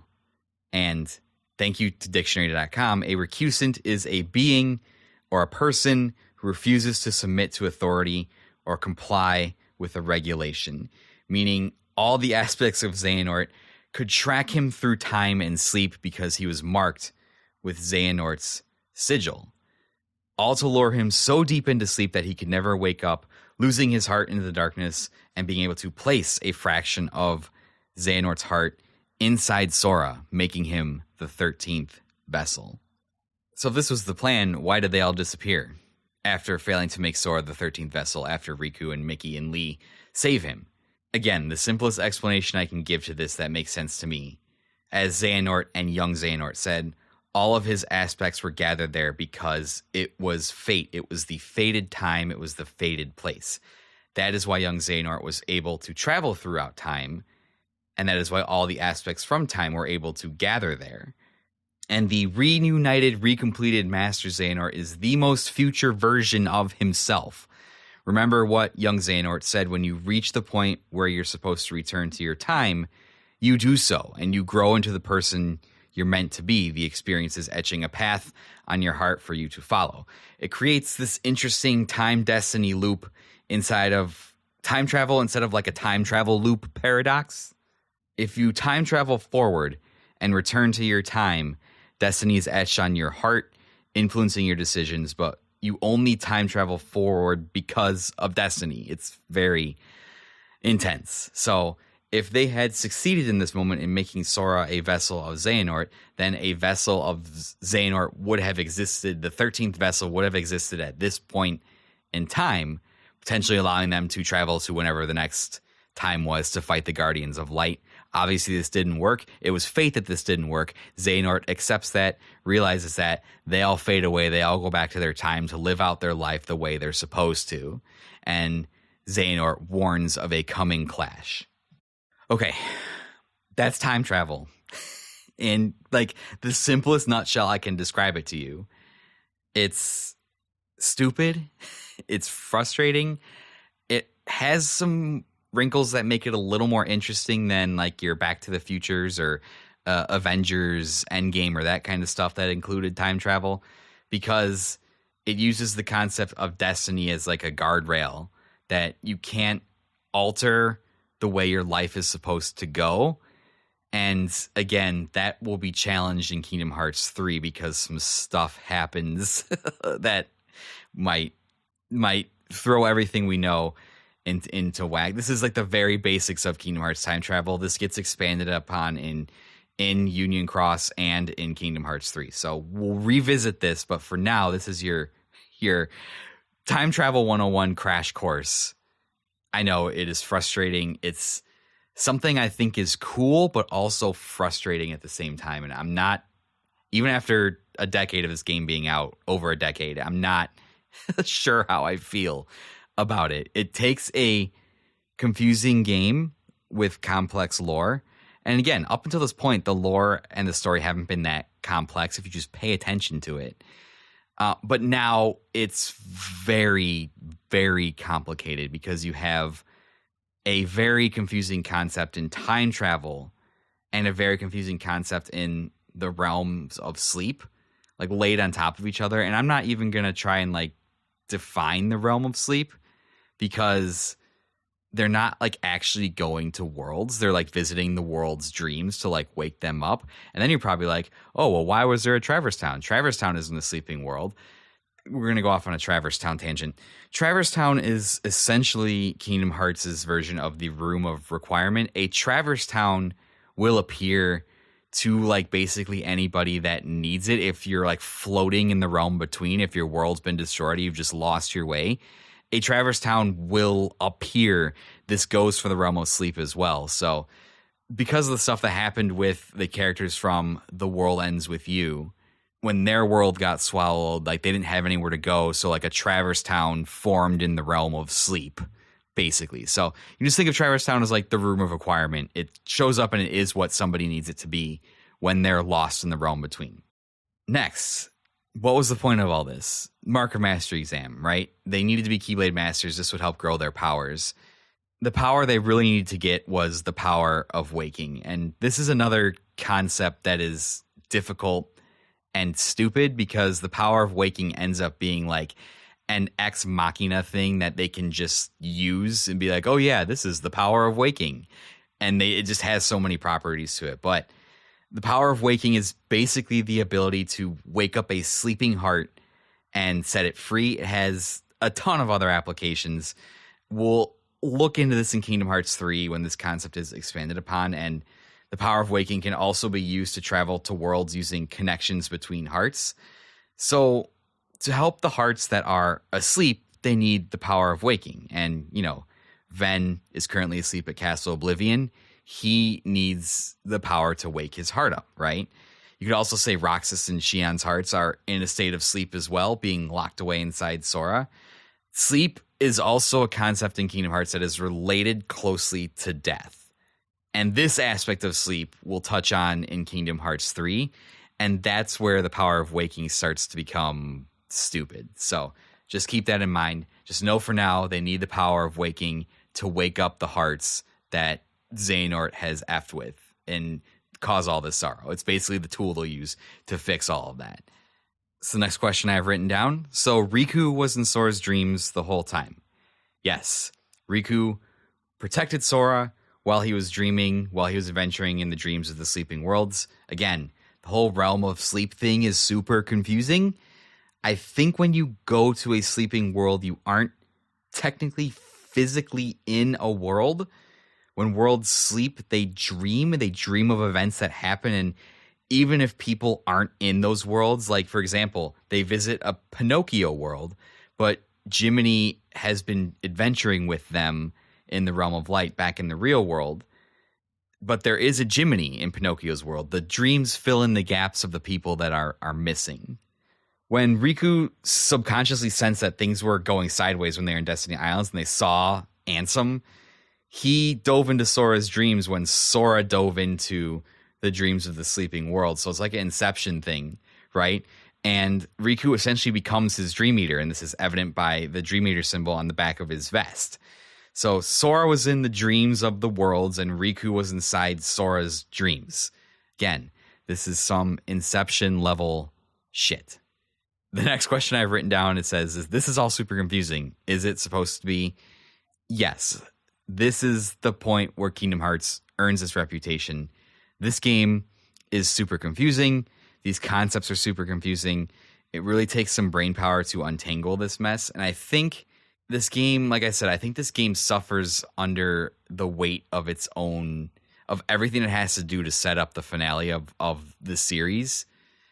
And things in cutscenes aren't presented well, and they aren't really clear on the terms they're talking about. Like, a lot of the stuff they're just kind of standing around and talking about in like a conceptual way, like it isn't shown. And what you are shown in the cutscenes doesn't really, you're not able to line that up with the concepts that are being talked about in the easiest way and like understand exactly like what that is that's going on. Like, it took me 4 playthroughs to understand that Destiny was a big part of time travel, and the reason all the Xehanorts leave at the end is because that's like the way it's supposed to happen. It's basically a guardrail to kind of tie that portion of the time travel puzzle together. It took me till this 4th playthrough to like actually sit down and critically think about how all this works, and it's still very confusing. So this is a game that is incredibly confusing, but it has set up the last part of this arc. So there's one point I wanted to make before I can sit here and keep rambling about these confusing topics, but I think in its simplest form, I've given you the tools to kind of understand what's going on. I hope that I have, if you ever get around to playing this game. But this one is rough. Like I told you, I couldn't even script out the story because I didn't know how, because there were dueling protagonist paths, and Riku was inside Sora's dreams and this Inception stuff, and then time travel on top of all of that. So this is basically like Back to the Future meets Inception, and it's a giant mess. But there's one more point I wanted to make in the way that they're setting up Xehanort and the way that Sora continues to be the main protagonist, right? So what is it about Xehanort that makes him the antagonist, that makes him this villainous force, right? We've kind of talked about this before. And in this game, it's really brought to light the one point that I've really seized on thinking about Xehanort as a character and thinking about Sora as a character, is that Xehanort is Sora's ideal opposite. He's the polar opposite. He's the complete opposite. He could not be any more opposite if he wanted to. And what do I mean by that? So listen to my spiel that I've written here. Dream Drop Distance sets up Xehanort as this polar opposite figure of Sora. He's the other side of the coin. He's a force that holds ideals that fly in the face of everything that Sora knows and believes in.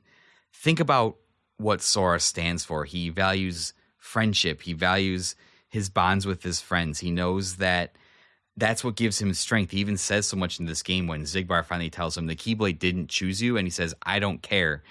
I'm happy to be a part of the people's lives who it did actually choose.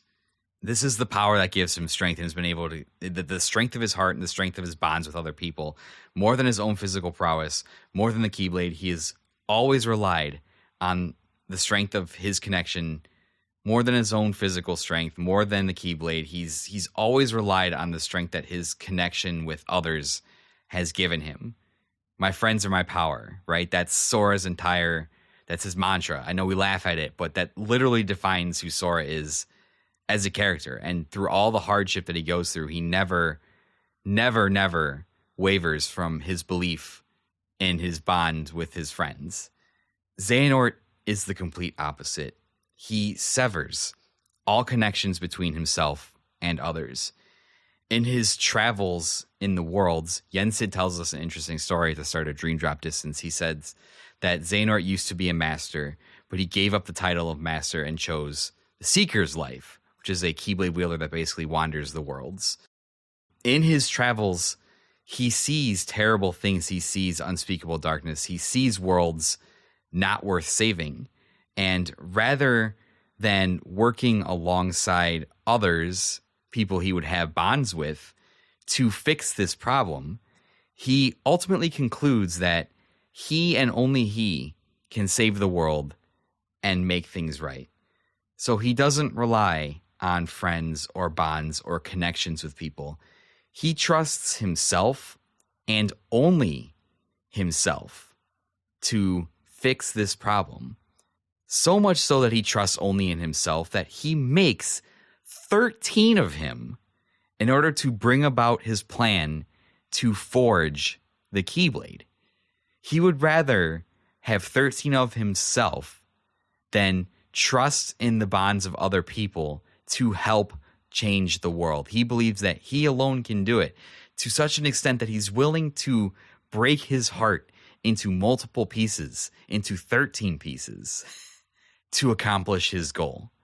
And I think that is the ultimate sadness, ultimate tragedy of Master Xehanort as an antagonist, and just the ultimate mockery of the world and the story and the morals of Kingdom Hearts. That makes him such a great antagonist, because his goals and ambitions and the way he sets about doing things fly in the face of everything that Kingdom Hearts has taught us. And that's why I love him so much as a villain. So, with these lingering plot threads, what now? Where do we stand? What's going on? What happens next? The pieces are pretty much in place for a final confrontation. Xehanort plans to have a final clash between the 13 versions of himself and the 7 Guardians of Light to form the Master Keyblade, to summon Kingdom Hearts and remake the world. The true organization will form sometime in the future to fight this conflict.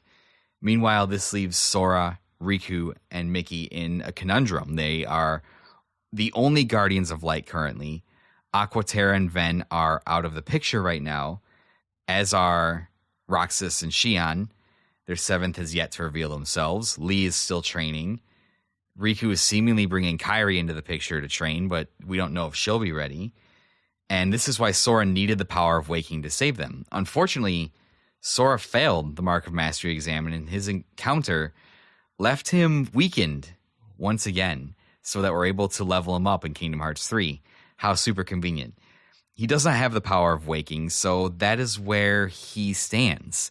Sora needs to find this power of waking. He needs to restore Aquaterra, Ventus, Roxas, and Xian. And like I said, much to our surprise, Axel, who is now Lee, and Kairi appear to ready to begin Keyblade training. So this is where Sora's part of the story stays until Kingdom Hearts 3. We have a couple more titles to go through before we get to Kingdom Hearts 3. Next on the docket will be Kingdom Hearts 0.2 Birth by Sleep, A Fragmentary Passage. And we'll be spending a little bit of time with a character that is familiar to us. This tells us a little bit more of the story of Birth by Sleep, the events leading up directly to Kingdom Hearts 1. So that'll be interesting. And this game serves as a little bit of a tech demo, a little bit of a teaser to Kingdom Hearts 3. We have the mobile game to touch on. Kingdom Hearts Unchained X Union Cross, that has kind of like changed names a couple times, and I'll have to figure out how I'm going to name that episode, as well as the movie that covers the events of this game, Back Cover X. So we have those 2 episodes to go, and then we'll finally be able to talk about Kingdom Hearts 3. I'd say we're in the final stretch of the Guiding Key series. We have Kingdom Hearts 0.2 Union Cross, Kingdom Hearts 3, Dark Road, and Melody of Memories. So I would say we're getting there. It's pretty close. I will probably do something a little bit different with these games going forward. So the episode order will probably be Kingdom Hearts 0.2, Birth by Sleep, A Fragmentary Passage. Then we'll probably do part 1 of the mobile game of Union Cross, because that covers the events of the ancient Keyblade War, and some of the stuff in that ties into Kingdom Hearts 3. And then the second half of that game will probably be, then we'll do Kingdom Hearts 3. Then we'll do the second half of the mobile game of Union Cross, because the second part of that game deals with a lot of stuff setting up for like the end of Kingdom Hearts 3 and Kingdom Hearts 4, I'm imagining. And then we'll cover Dark Road, and then we'll wrap the series up with Melody of Memories. So yeah, we're getting pretty close, and it's kind of hard to believe. I don't know what I'm going to do with myself when this series is over. But for now, that's where we've left off. Sora has gone off by himself to kind of hang out with his Dream Eater friends and just take some time to himself. And now we have to prepare for the coming conflict with Master Xehanort. But we have some truths to be revealed in 0.2. And we'll finally learn the history of the ancient Keyblade War and the Age of Fairy Tales when we start talking about the mobile game. And there's a lot to cover with that. So got some big games coming, and then we'll finally be able to cover Kingdom Hearts 3 plus the Remind DLC. And if you believe it or not, that'll only be my second playthrough of that game ever. I played it in 2019, and I didn't go back to it because I was satisfied with the way the game ended, and I kind of thought that was going to be my conclusion with Kingdom Hearts as a series, and I still feel, and now here I am all these years later doing a complete series playthrough and podcasting about it and getting ready for Kingdom Hearts 4. So yeah, we're going to keep going, but that is going to do it all for this episode. I hope you've been able to hang with me. Thank you so much. I know this was a longer one. I know we talked about a lot of heavy topics. If you want to talk to me more, you can find all my socials at linktr.ee/Unlockables podcast. You can join the Discord. We have a shrine to our Lord and Savior Nomura, where we discuss Nomura and Kingdom Hearts things. You can tweet at me, find me on Instagram, all that fun stuff. I have a couple short form TikTok videos where I talk about Kingdom Hearts stuff. Might start doing more with that. Don't know, but all of it's in the link tree that's in the description in the episode notes, I believe. And again, thank you to J. Georges Gruard, who wrote an incredible book, The Legend of Kingdom Hearts Ultimania, where I got a lot of this information from. It's only getting more complicated, and I'm trying to do my best to keep all the plot threads together, even though they're getting harder to hang on to. So with that, I'll leave you guys with the customary outros. It's not just the story of video games. It is the story of you, and may your heart be your guiding key.